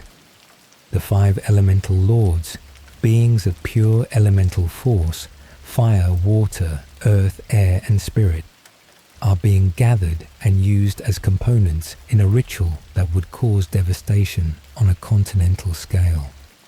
The party must stop this ritual by dealing with each elemental lord in turn, understanding what they are and what is being done to them, and ultimately confronting the destroyer before the ritual completes. MM8 is the most creature-focused of the original RPG games. The party can include minotaurs, vampires, dark elves, necromancers, and other non-human characters in ways that previous games did not allow. The world of Jadame is more diverse and less human-centric than the worlds of previous games, and this diversity is reflected in who the player characters can be. Jadame and its significance. Jadame will matter again later in this story, specifically in the Olden Era section, which is set on Jadame in a period long before the events of MM8. What MM8 establishes about Jadame is a foundation that Olden Era builds on. The cultures that exist on Jadame in MM8's timeline, the various factions, the creature civilizations, the remnants of older powers, had predecessors. The world that exists in MM8 was shaped by events that happened centuries earlier, in the period that Olden Era explores, and the ruins that the MM8 party moves through are the ruins of things that the Olden Era party will have seen being built. This kind of deep temporal connection, the same locations separated by centuries, the later game's world visibly descended from the earlier game's world, is one of the things that makes the might and magic universe feel genuinely old. History has weight here. The past is present in the shape of the landscape, and the landscape was shaped by things that happened before memory. The completion of the RPG Arc Might and Magic VIII marked the end of the original RPG series. The 9th game, released in 2002, was a troubled development that departed significantly from the formula of its predecessors and was not well received.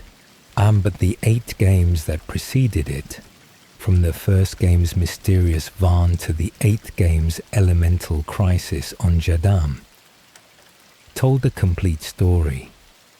Not a story that ended with all questions answered and all problems solved, but a story that traced an arc from innocence to understanding, from the simple dungeons of the first game to the cosmic stakes of the final confrontations.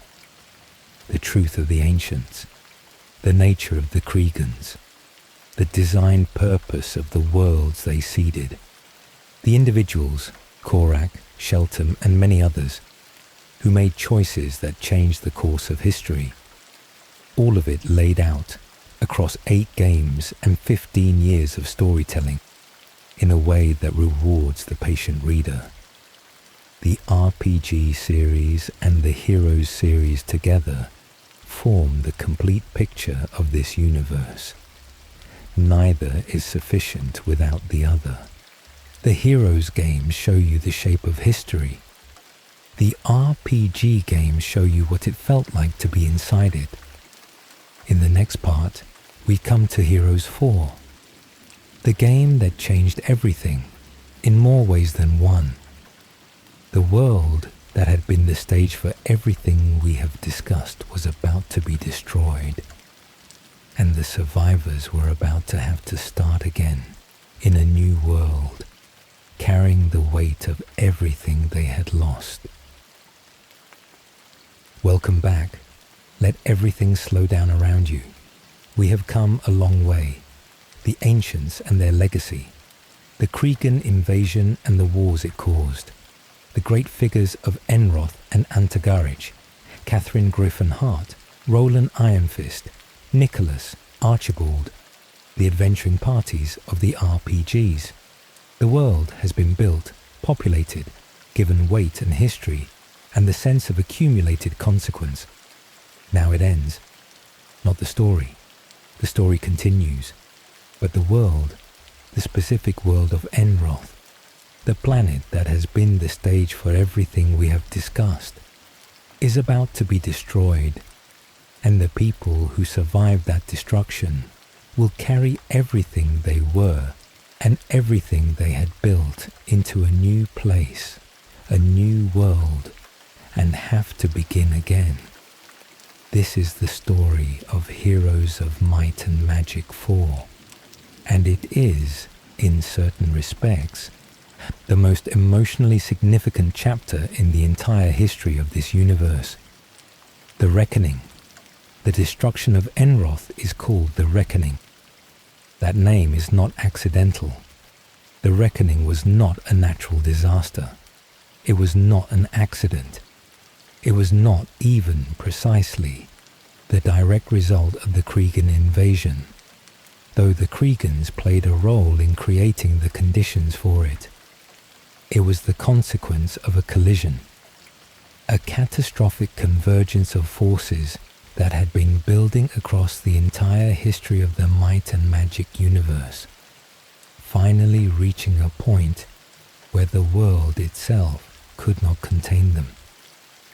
The specific events that led the Reckoning involve a powerful artifact, one of the most significant items in the ancient legacy, an object of enormous power whose misuse had cascading consequences that no one fully anticipated. Multiple factions sought it. Multiple individuals tried to control it. And the competition for control of it, combined with the ongoing damage of the Kreegan invasion, and the deep instability that years of magical warfare had created in the fabric of the world, produced something that could not be stopped. The planet cracked, not metaphorically, physically. The geological structure of Enroth buckled under forces it was not designed to contain. Seas shifted, continents split. The sky itself was affected, the atmosphere disrupted in ways that made large portions of the surface uninhabitable. Millions died. The civilizations that had been built over centuries, the kingdoms, the cities, the accumulated knowledge and culture and art, were swept away in a catastrophe that had no precedent in the history of the world. The world of Enroth, as it had existed through the first 3 Heroes games and the 6 RPGs, was gone. The survival and the journey. Not everyone died. Some survived, enough to carry the memory of what had been lost, enough to rebuild, enough to become the founders of something new.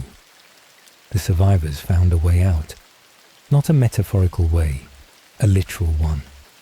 A magical passage, a connection between worlds that the ancients had built into the fabric of reality in ways that the people of Enroth had not fully understood. The passage led somewhere else, to a world that had no history of human habitation, no ancient kingdoms, no established power structures, a blank slate in geographic terms, onto which the survivors could begin to write something new. This new world was called Axioth, and the story of Heroes 4 is the story of what happened when the survivors of Enroth arrived there.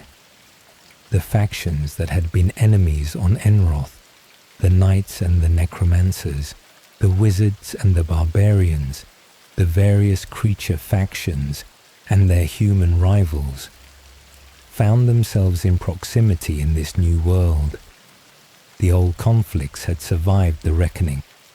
The old hatreds, the old alliances, the old ways of thinking about the world and about each other.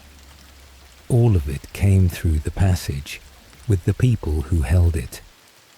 In some ways, the story of Heroes 4 is the story of what happens when you give civilizations a second chance, whether they learn from what destroyed their first world, whether they can build something better, or whether they simply recreate the same patterns in a new location. And the answer the game provides is complicated, as it should be. Heroes 4. The game. Heroes of Might and Magic 4, released in 2002, is the most controversial entry in the main series. It made significant changes to the formula that Heroes 3 had established. Changes that divided the fan base at the time and continue to divide opinion today. The most significant change was to the role of heroes in combat.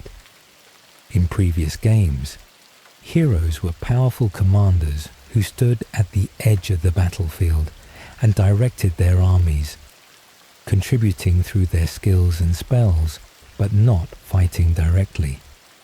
In Heroes 4, heroes could enter combat themselves, fighting alongside their troops, dying if they were not careful. This changed the strategic calculus significantly. Heroes became more personally vulnerable, more invested in individual battles, and more central to the outcome of specific engagements. Some players found this more engaging. It made the heroes feel more like actual characters in the story, rather than abstract management tools. Others felt it disrupted the strategic balance that previous games had achieved. The faction system was also redesigned. The 8 factions of Heroes 3 were replaced with 6 new ones, organized around different thematic principles. Order, the civilization faction, representing organized human society at its most developed and most controlled. Chaos, the destructive faction, fire and fury, the antithesis of Order's careful management. Life, the healing and growth faction, drawing on the natural forces of the world in their most nurturing expression. Death, the necromancer tradition, death magic and undead armies, and the continuation of the tradition established in earlier games. Nature, the wild places, the creature factions, the parts of the world that exist outside and often in opposition to organized civilization. Might, the martial tradition, direct combat power, the barbarian and stronghold cultures that had always been part of the might and magic world.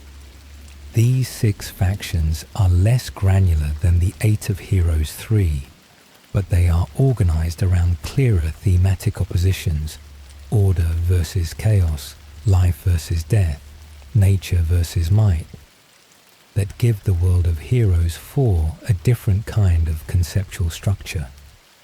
The stories of Axioth.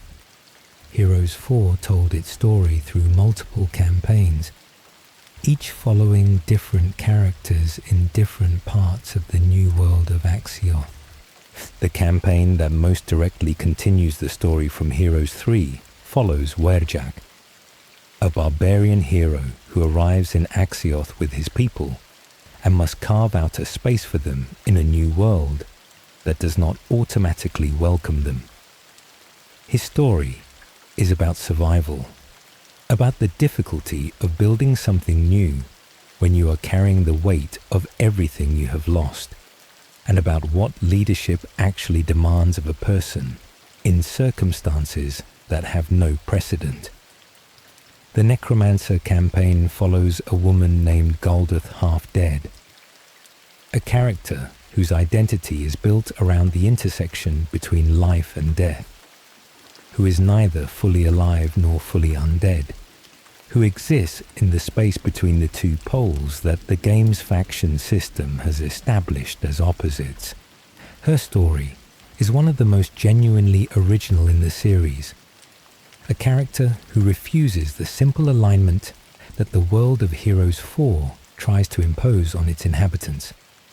The Order campaign follows Emilia Nighthaven, a scholar and a ruler whose attempt to build a stable civilization in Axioth is complicated by the arrival of enemies who carry the conflicts of the old world into the new one.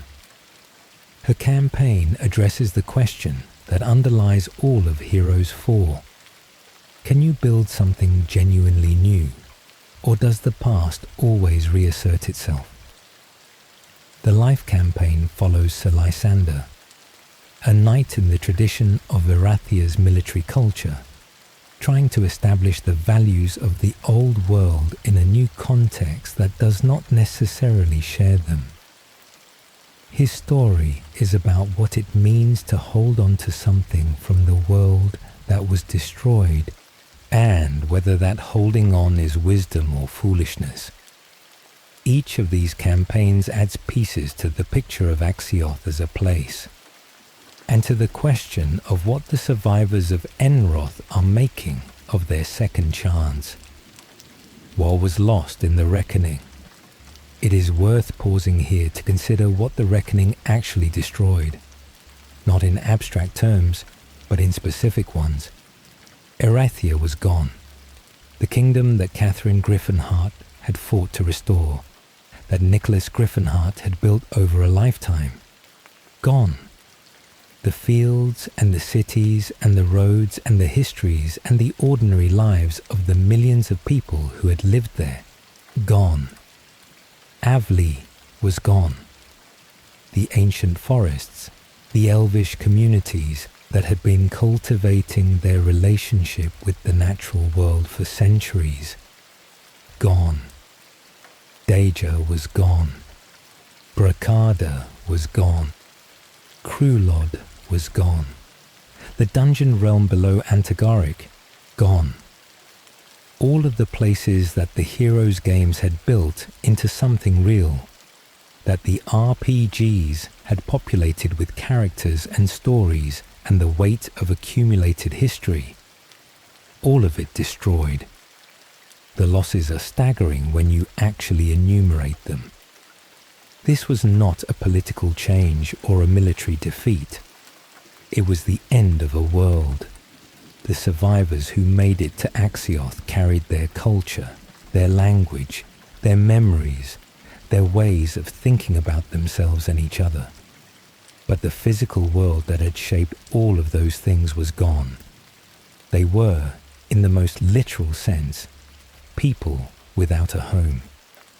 People who had to make a new one, on a world that had never been meant for them, with the skills and the knowledge and the wounds that the old world had given them.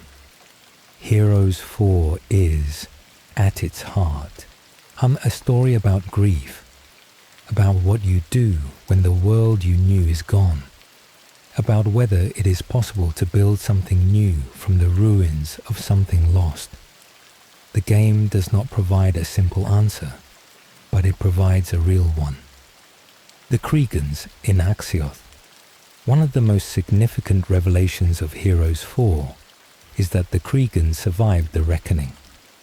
Some of them made it through the passage to Axioth, not in the organized, coordinated way that the human and creature factions did. The reckoning was not something the Kreegans caused deliberately, and they were as much its victims as everyone else.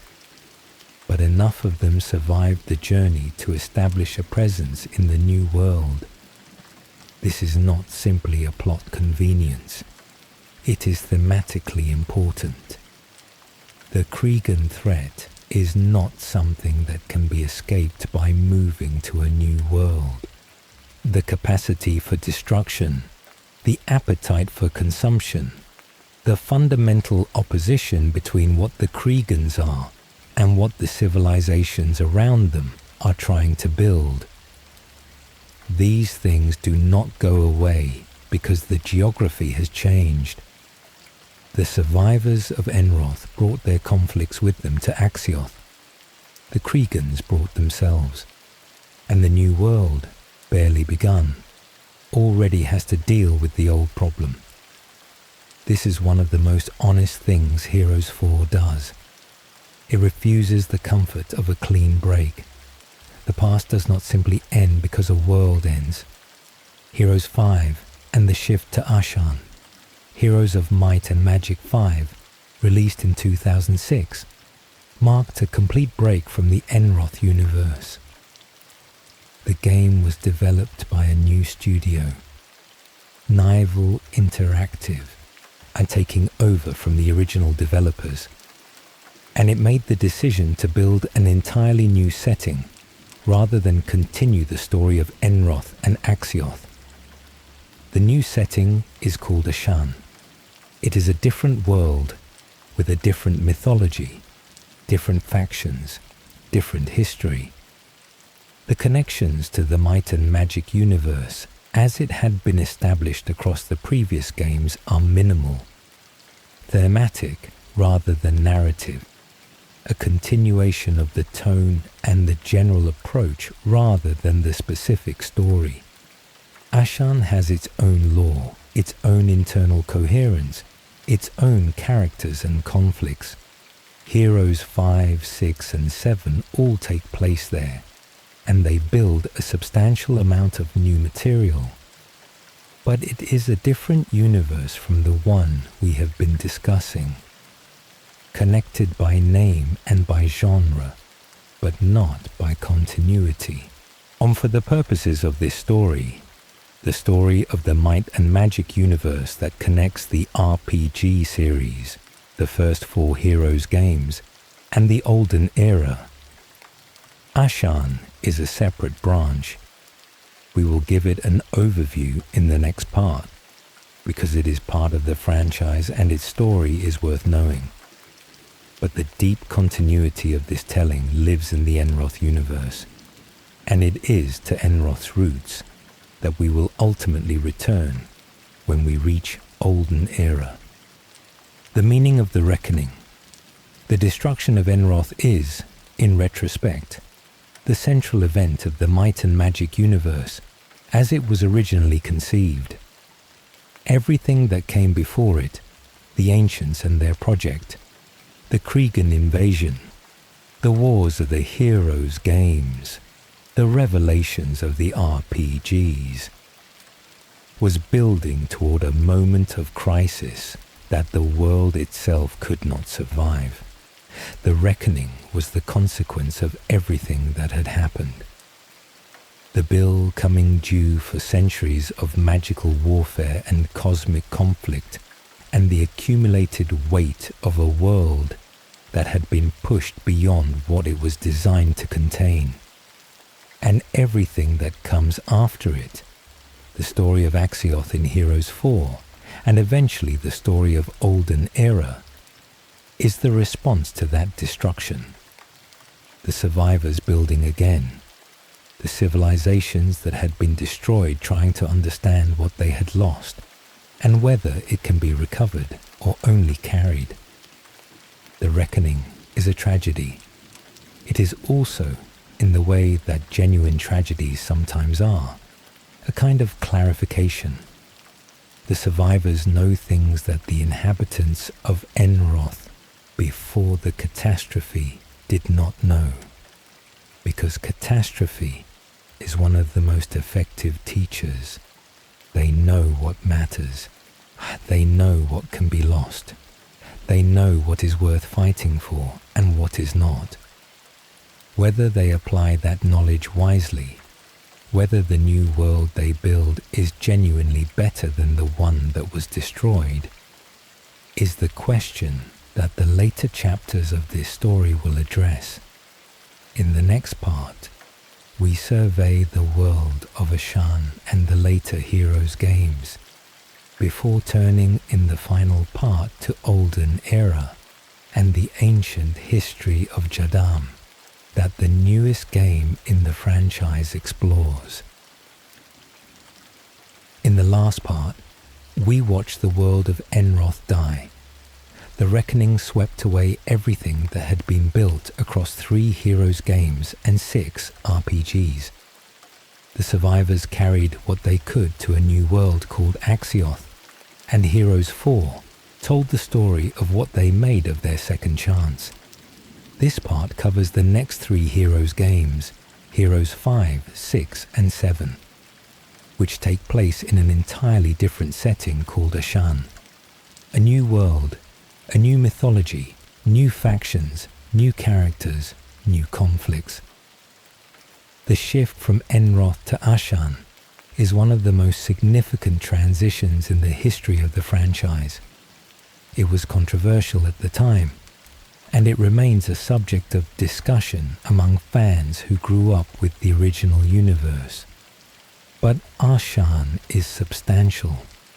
It was built with care and populated with real stories. It deserves to be taken on its own terms. So let us do that.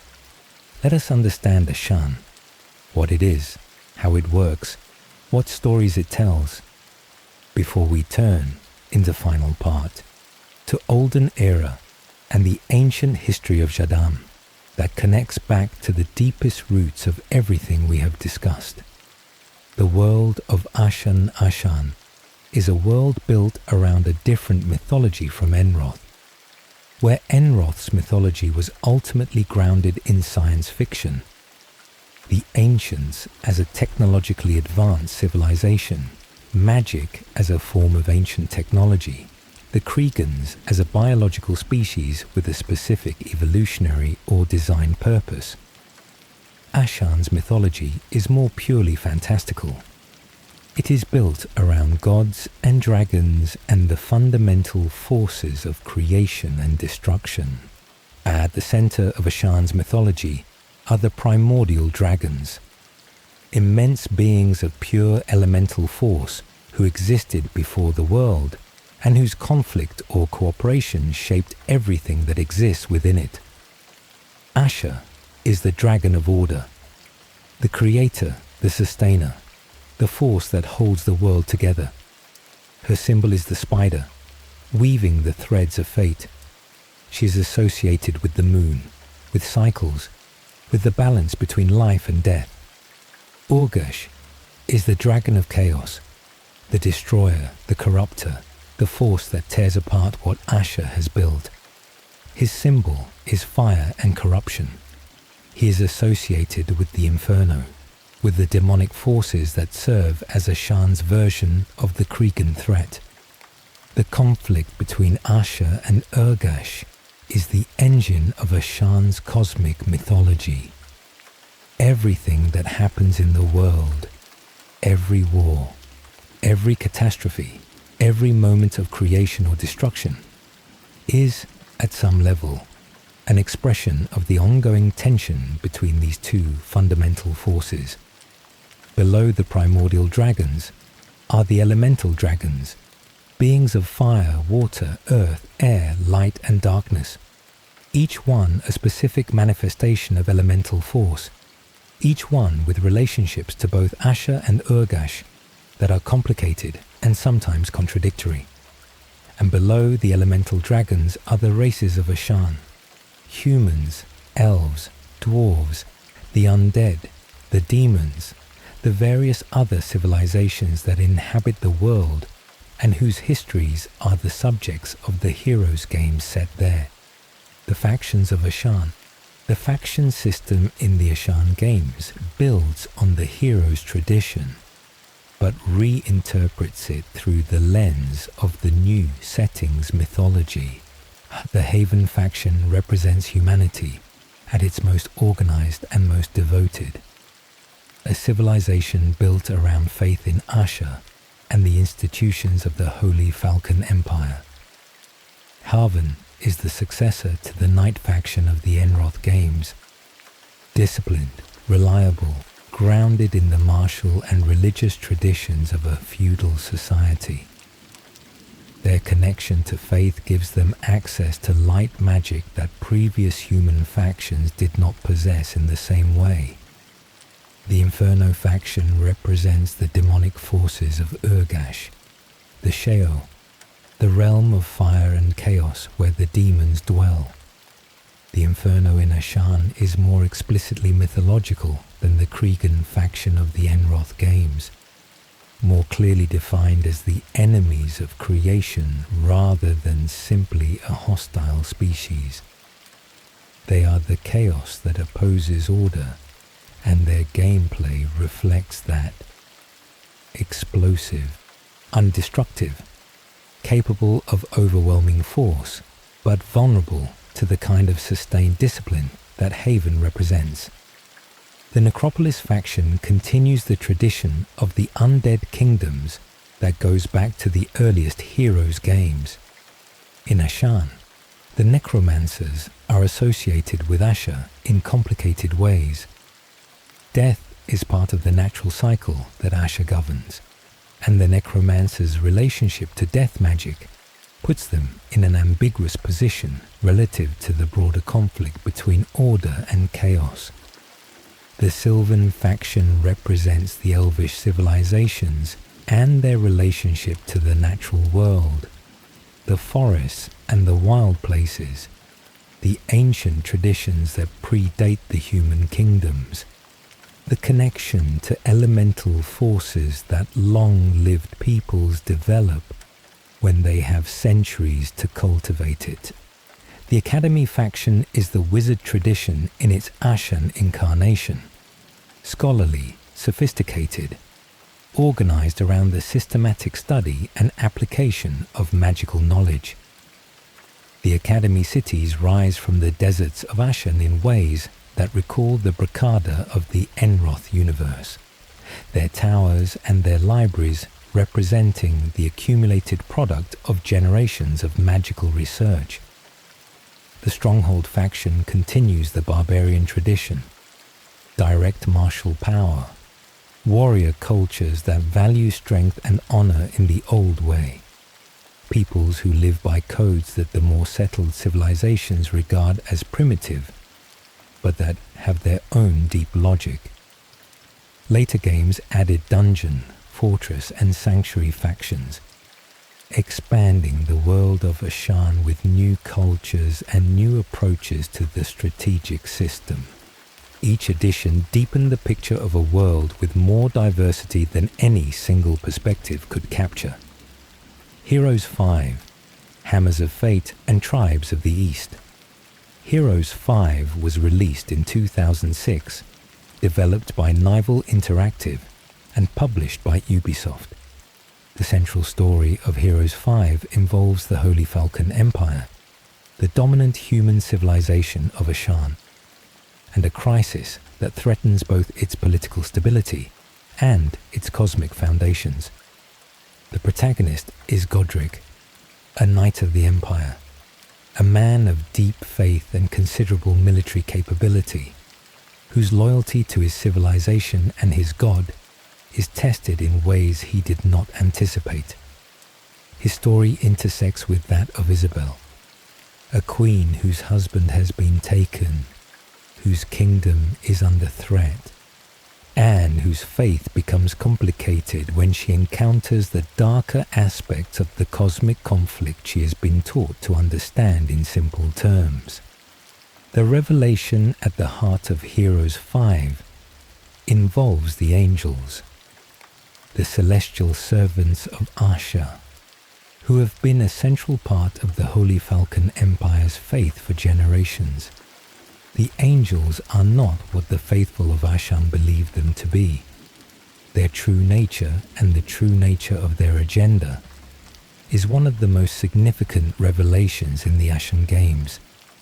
The expansion campaigns, Hammers of Fate and Tribes of the East, extend the story significantly. Hammers of Fate focuses on the dwarf civilizations and their relationship to elemental forces. Tribes of the East introduces the orc cultures of the Stronghold faction more fully, and giving them a backstory and a political identity that earlier games had not fully developed. The orc story is one of the most interesting additions to the Ashan mythology. The orcs in Ashan are not simply warriors. They are a people with a specific history of exploitation and liberation, whose relationship to the dominant human civilization is defined by a past that neither side fully understands or fully acknowledges.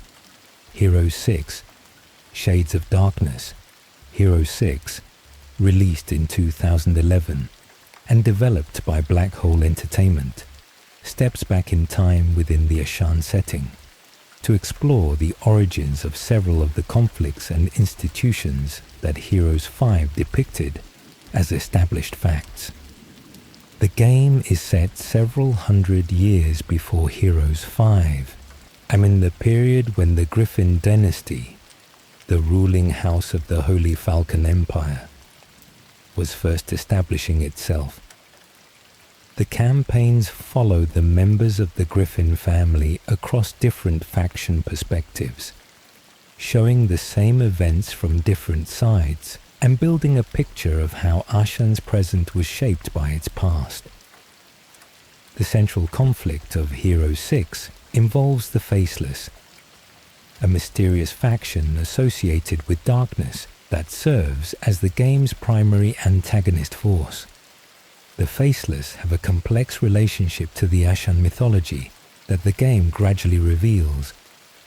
They are not simply evil, but they represent a specific alternative to the order that the dominant powers of Ashan have established. Heroes 6 also develops the Necropolis faction more fully than previous games. The Spider Cult, the religious organization devoted to Asha's aspect as the goddess of death, becomes a major player in the political landscape of Ashan, and the tension between the death-positive theology of the Spider Cult and the life-positive theology of the angel-influenced church is one of the game's central conflicts. The Sanctuary faction, introduced in Heroes 6, gives the Naga civilizations of Ashan their first full treatment. The Naga are associated with water and with a particular form of spiritual discipline. Their culture is built around balance and the acceptance of both life and death as part of the same cycle, a philosophy that puts them at odds with both the aggressive expansion of the human empire and the destructive agenda of the Inferno. Heroes 7, The Silver League and the Price of Power. Heroes 7, and released in 2015 and developed by Limbic Entertainment, returns to the period of Heroes 5 and 6 to tell the story of a civil war within the Holy Falcon Empire. The framing device of Heroes 7 is elegant.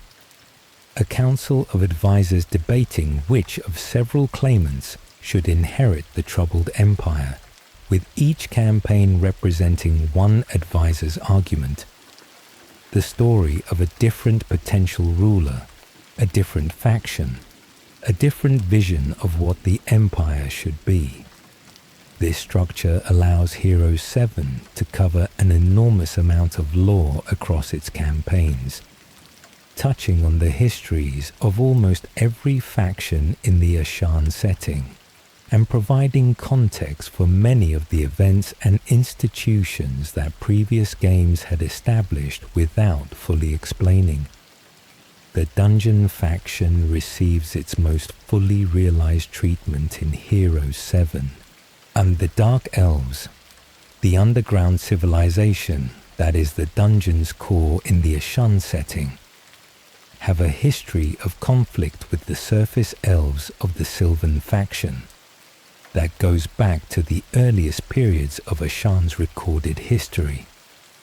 Heroes 7 explores that history in detail, giving both sides genuine weight and complexity, rather than simply positioning the Dark Elves as the villains of the underground. The Academy campaign in Heroes 7 is particularly notable for its exploration of the relationship between magical knowledge and power. The wizards of the Academy have access to capabilities that other factions envy and fear, and their history includes choices about how to use those capabilities that have not always been wise.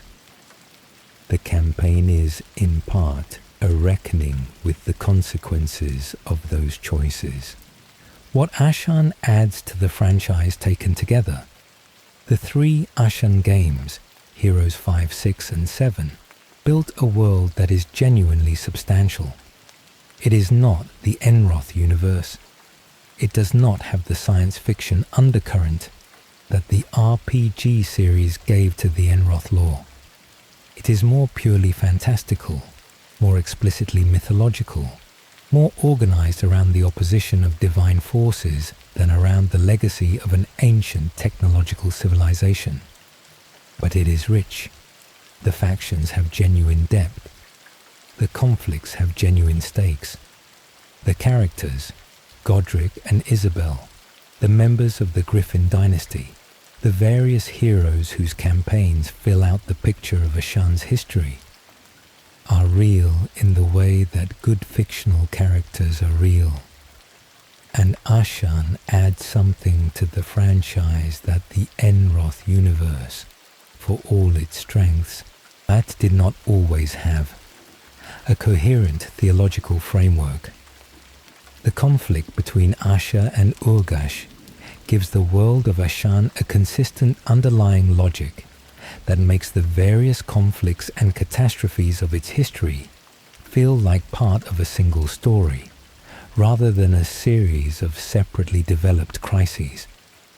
The tension between order and chaos, between creation and destruction, between the forces that sustain the world and the forces that would consume it. This tension is everywhere in Ashan, shaping everything from the design of faction armies to the personal choices of individual characters. In the Enroth universe, this tension existed but was more implicit, embedded in the mythology without being the explicit organizing principle of the setting. In Ashan, it is the explicit center of everything. The bridge to Olden Era. After Heroes VII, the franchise was quiet for several years. Ubisoft, navigating the commercial challenges of the strategy game market and the complicated history of the Heroes franchise, did not immediately produce a Heroes VIII. Instead, what emerged was something different. Olden Era, a game that does not continue the story of Ashan, but returns, with new technology and new ambitions, to the roots of the franchise, to the Enroth universe, to the continent of Jadame, to a period deep in the past, centuries before the events of Heroes III, in a time when the civilizations of that world were still young, and the conflicts that would eventually define its history were only beginning. Olden Era is, in a sense, the franchise coming home, coming back to the universe where it began, to tell a story that the original games only hinted at, the ancient history of a world that we watched die in the reckoning, told from a perspective that no previous game had explored. And it is set on Jadame, the continent that Might and Magic VIII depicted in its version, the continent that Olden Era will show us in its ancient form. The same geography, centuries earlier, before the events that shaped it into what the MM8 party found. In the final part, we arrive at Olden Era. We explore the ancient history of Jadame. We meet the factions, Temple, Necropolis, Sylvan, Dungeon, Hive, and the mysterious Sixth, and we discover what the newest chapter of this very long story has to say about the world that started it all. You are almost at the end of this journey. Rest now. The oldest story is the last one to be told. Welcome back. This is the last part. Take a moment with that. You have traveled through an enormous amount of history, from the ancients and their seeded worlds, through the wars of Enroth and Antagarich, through the reckoning that destroyed a world, and the survivors who built a new one, through the entirely different mythology of Ashan. You have heard about kings and queens and necromancers and wizards and barbarians, about artifacts of terrifying power and the people who fought over them, about the Kreegans and what they are, about the ancients and what they left behind, about the particular quality of a universe that was designed and does not fully know it. Now we arrive at the beginning, not the beginning of the franchise.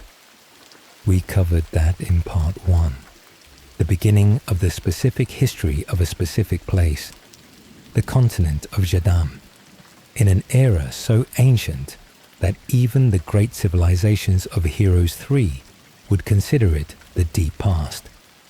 This is the world of Olden Era, and it is the oldest story in the Might and Magic universe that has ever been told in a game. Jadame, the continent. We have encountered Jadame before. Might and Magic VIII was set there, in the period roughly contemporary with Heroes III, a world dealing with the crisis of the Day of the Destroyer, populated by the civilizations that had developed over long centuries of history. The Jadame of MM8 felt old. The ruins were deep. The creature factions that populated its wilder regions had the quality of things that had been there for a very long time, whose presence on the continent predated the human kingdoms and even the longer-lived elvish communities by spans of time that human history could not easily accommodate. What Olden Era shows us is what Jadame was before that oldness accumulated. The world that existed when the civilizations were young, when the conflicts that would eventually define the continent's character were only beginning, when the ruins that the MM8 party found still stood whole and inhabited.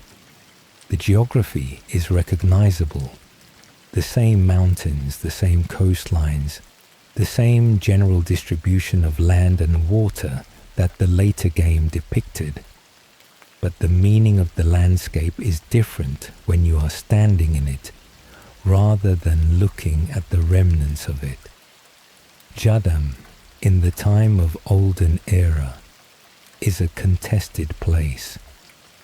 Multiple powerful factions compete for territory, resources, and influence. The conflicts between them are not the ancient established rivalries of Heroes III's Antagarich. They are fresher, more volatile, less settled. These are civilizations still figuring out what they are and what they want, and what they are willing to do to each other to get it. The factions of Olden Era. Olden Era presents 6 factions, 5 of which have been confirmed and 1 of which remains, at the time of this telling, still partly mysterious. The Temple faction represents the organized religious and martial tradition, knights and priests, and the institutional structures that organize civilization, tends to build around faith and military service. Temple is the ancestor of the Haven faction that later appears in Ashan, and the ancestor of the Castle faction that defined the Heroes' 3 human military tradition. It is humanity at its most organized, its most disciplined, and its most convinced that what it is doing is right. The Necropolis faction is the necromancer tradition in its ancient form. Death magic in the time of Olden Era is not yet the established institution it will become in the kingdoms of Deja and later incarnations. It is newer, rawer, more openly contested by the other civilizations who find its practitioners disturbing. The necropolis of Olden Era is building towards something that the later games will take for granted, developing the practices and the culture that will eventually produce the great necromancer kingdoms.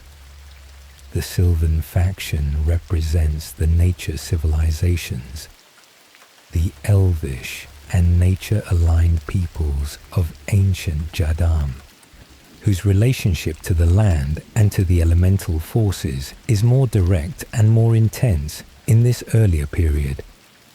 The world is newer. The old magic is closer to the surface. The Sylvan faction of Olden Era has access to elemental forces that later incarnations of similar factions will have to work harder to reach. The Dungeon faction represents the underground civilizations, the Dark Elves and the Deep Dwellers, and the things that have made their homes in the spaces beneath the surface of Jadame.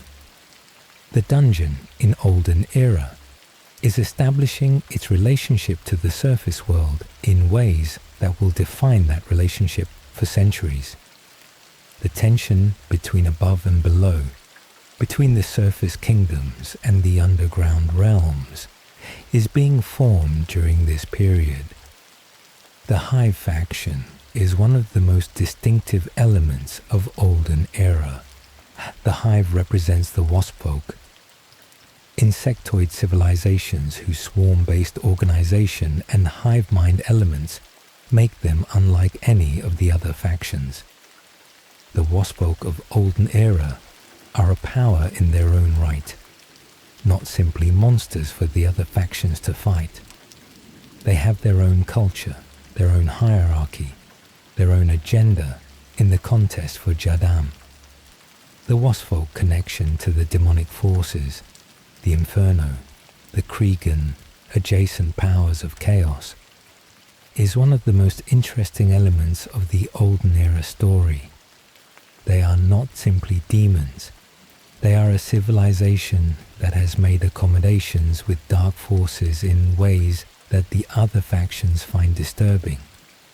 Whether that accommodation makes them evil or simply pragmatic, is one of the questions the game explores, and the sixth faction, whose identity has been teased but not fully revealed at the time of this telling, represents something from the deeper mythology of the universe. Its revelation, when it comes, is likely to add another piece to the picture of ancient Jadame that the other 5 factions have been building. The setting of Olden Era. What is at stake? The specific conflict that drives the Olden Era story centers on the continent of Jadame and the various powers competing for control of it. A crisis is coming, something that threatens all of the factions simultaneously, a threat large enough that it might, in theory, force the competing civilizations of Jadame to reconsider their mutual hostilities and work together, or at least to stop fighting each other long enough to address something worse. The nature of that threat connects to the larger mythology of the might and magic universe. The ancients left things on Jadame, as they left things everywhere they went. Those things are not inert. The contest for control of them is part of what drives the interfaction conflict, and the deeper question of what those things actually are and what they were meant to do is part of what the game's story explores. The Hive's connection to demonic or chaotic forces is particularly relevant here. If the Hive is serving the interests of something larger, something that wants Jadame destabilized, that wants the various factions to exhaust themselves fighting each other, then the conflict on the surface is being shaped by an agenda that none of the surface factions fully understands. And this is one of the consistent patterns of the might and magic universe. The visible conflicts are being managed by invisible forces, and the people fighting the visible conflicts are, in some sense, pieces in a game whose full rules they do not know. The connection to what came before. One of the most rewarding aspects of Olden Era, for people who know the history we have been discussing across these 8 parts, is the way it connects to what came later. The ruins that the MM8 party explored were, in the time of Olden Era, inhabited places. The institutions that defined the Antagarich of Heroes 3 had ancestors in the factions of Olden Era. The conflicts that would eventually define the continent's character were being established during this period, and in ways that the later civilizations inherited without necessarily understanding their origins. The Temple faction is building toward the Night tradition that will eventually produce the Erathian military culture. The Necropolis is developing the death magic practices that will eventually produce the necromancer kingdoms of Deja and its successors. The dungeon is establishing the underground civilization that will coexist uneasily with the surface world for centuries.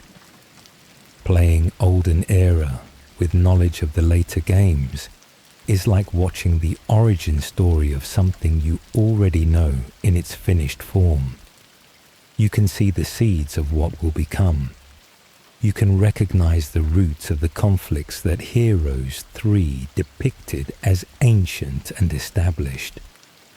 You can understand, in a way that players encountering the franchise for the first time cannot, what these civilizations are building toward. This is one of the things that makes the decision to return to the Enroth universe for Olden Era, rather than continuing with Ashan, so satisfying. It completes something. It adds a layer to a world that already had many layers, in a way that makes everything underneath it more interesting. The music of Olden Era 1 detail worth noting, because it matters to the experience. Olden Era's music is composed by Paul Romero and Chris Velasco. Paul Romero composed the music for Heroes 2, Heroes 3, Heroes 4, and Heroes 5. His work is inseparable from the emotional memory that millions of players have of those games. The Heroes 3 soundtrack in particular is among the most beloved in strategy gaming history, creating atmosphere with a combination of orchestral grandeur and folk-inflected melody that perfectly matched the game's tone. His return for Olden Era is a statement about what the game intends to be, not simply a modernized strategy game, but a genuine continuation of the tradition that the original games established. The music is part of that continuity. It connects the new game to the old ones in a way that goes beyond narrative or lore. It connects them emotionally through the specific register of memory that music occupies more directly than any other art form. When the Olden Era soundtrack plays over the new game's campaign maps and battle screens, it will carry with it the echo of everything that came before. The weight of the reckoning, the memory of Erathia and Avli and Deja, the sound of a world that no longer exists, are preserved in notes that were written for its predecessor. This is not a small thing. The full timeline, a resting place. We have reached the end of the journey. Let us take a moment to look back at the road. The ancients built a universe. They seeded worlds with life, left technology that their creations would eventually call magic, and built into the fabric of reality the connections between places that allowed the stories we have been telling to exist. They are gone, departed or destroyed long before the civilizations they created were old enough to understand what they were. The Kreegans followed them, species of destruction, consuming the civilizations the ancients had seeded, reducing the great projects of the intelligence and culture and accumulated history to ash. Their role in the might and magic universe is the role of entropy, the force that undoes what creation has made, that tests whether what has been built is strong enough to endure. On Jadame, in the time of Olden Era, the ancient contest between civilization and destruction was being played out in its earliest form. The factions of that ancient world were young and volatile, and still becoming what they would eventually be. The conflict among them was real and costly. The outcome was not predetermined. On Antagarich and Enroth, in the time of Heroes 1 through 4, the same contest was being played out in its mature form. The civilizations were established. The factions had centuries of history behind them. The conflicts were the kind of conflicts that happen between old powers. Elaborate, politically dense, are shaped by the weight of everything that had come before. The Kreegans came in force, and the world survived barely, and the survival cost everything. The reckoning destroyed that world, and the survivors carried what they could to Axioth, and began again, and the story continued. In Ashan, a new world told its own version of the same fundamental story. The contest between order and chaos, between Asha and Urgash, between the forces that build and the forces that consume. Different mythology, different characters, different history. The same underlying question: what survives and what is lost, and what is worth fighting for? And now Olden Era returns to the oldest form of the question. Before the great kingdoms, before the established rivalries, before the accumulated weight of centuries of conflict and alliance and betrayal and cooperation, in the time when the answer was still uncertain. What this universe is about, the Might and Magic universe, across its 30 years of history and its many games, has been about several things simultaneously. It has been about strategy, about the particular intellectual pleasure of managing armies and resources, and the complex dynamics of a contest between multiple powers, each with their own strengths and weaknesses and agendas. The Heroes games are magnificent strategy games, and the quality of that strategic experience is part of why people still play them.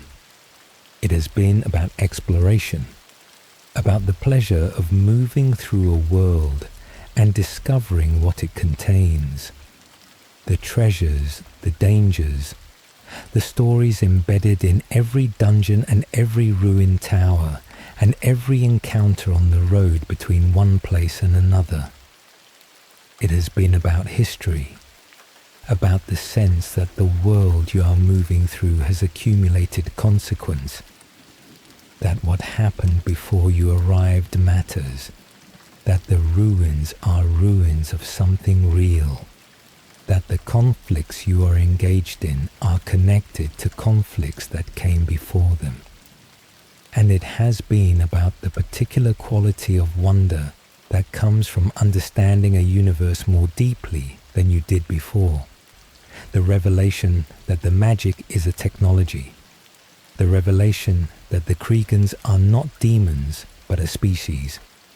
The revelation that the worlds the ancients seeded were designed for a purpose that the civilizations living in them are only beginning to comprehend. Wonder are accumulated across 30 years of carefully built mythology. Olden Era inherits all of this.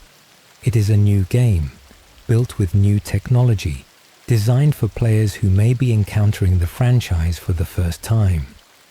But it is also a continuation of something very old. A chapter in a story that began with a mystery on a world called VIII in 1986 and has been growing ever since. The oldest secret is still unfolding. The newest game is the latest chapter in a story that has been going on for as long as anyone in this universe can remember. And somewhere on the continent of Jadame, in a time so ancient that even the great kingdoms of Heroes III would consider it legend, the contest between civilization and destruction is just beginning. You have reached the end. The ancients are gone, and what they left behind is still shaping the world. The Kreegans are still out there somewhere doing what they have always done. The survivors of Enroth built their new home on Axioth. The civilizations of Ashan are fighting their version of the oldest war. And on ancient Jadame, the factions of Olden Era are beginning a conflict whose outcome will echo through everything that follows. The world of might and magic is large and old and full of things worth knowing. We have only covered the shape of it, the broad outlines, the major events, the central figures. There are hundreds of hours of stories we have not told, characters we have not introduced, secrets still embedded in terminals and books, and the careful design of worlds that rewarded attention. But you know the shape now, and you know where it came from and what it became and where it is going. And that is the thing that makes any universe feel real. Not the completeness of your knowledge, but the sense that there is more to know, that the world extends beyond what you have seen of it, that it was here before you arrived and will be here after you leave. The world of might and magic has been here for 30 years.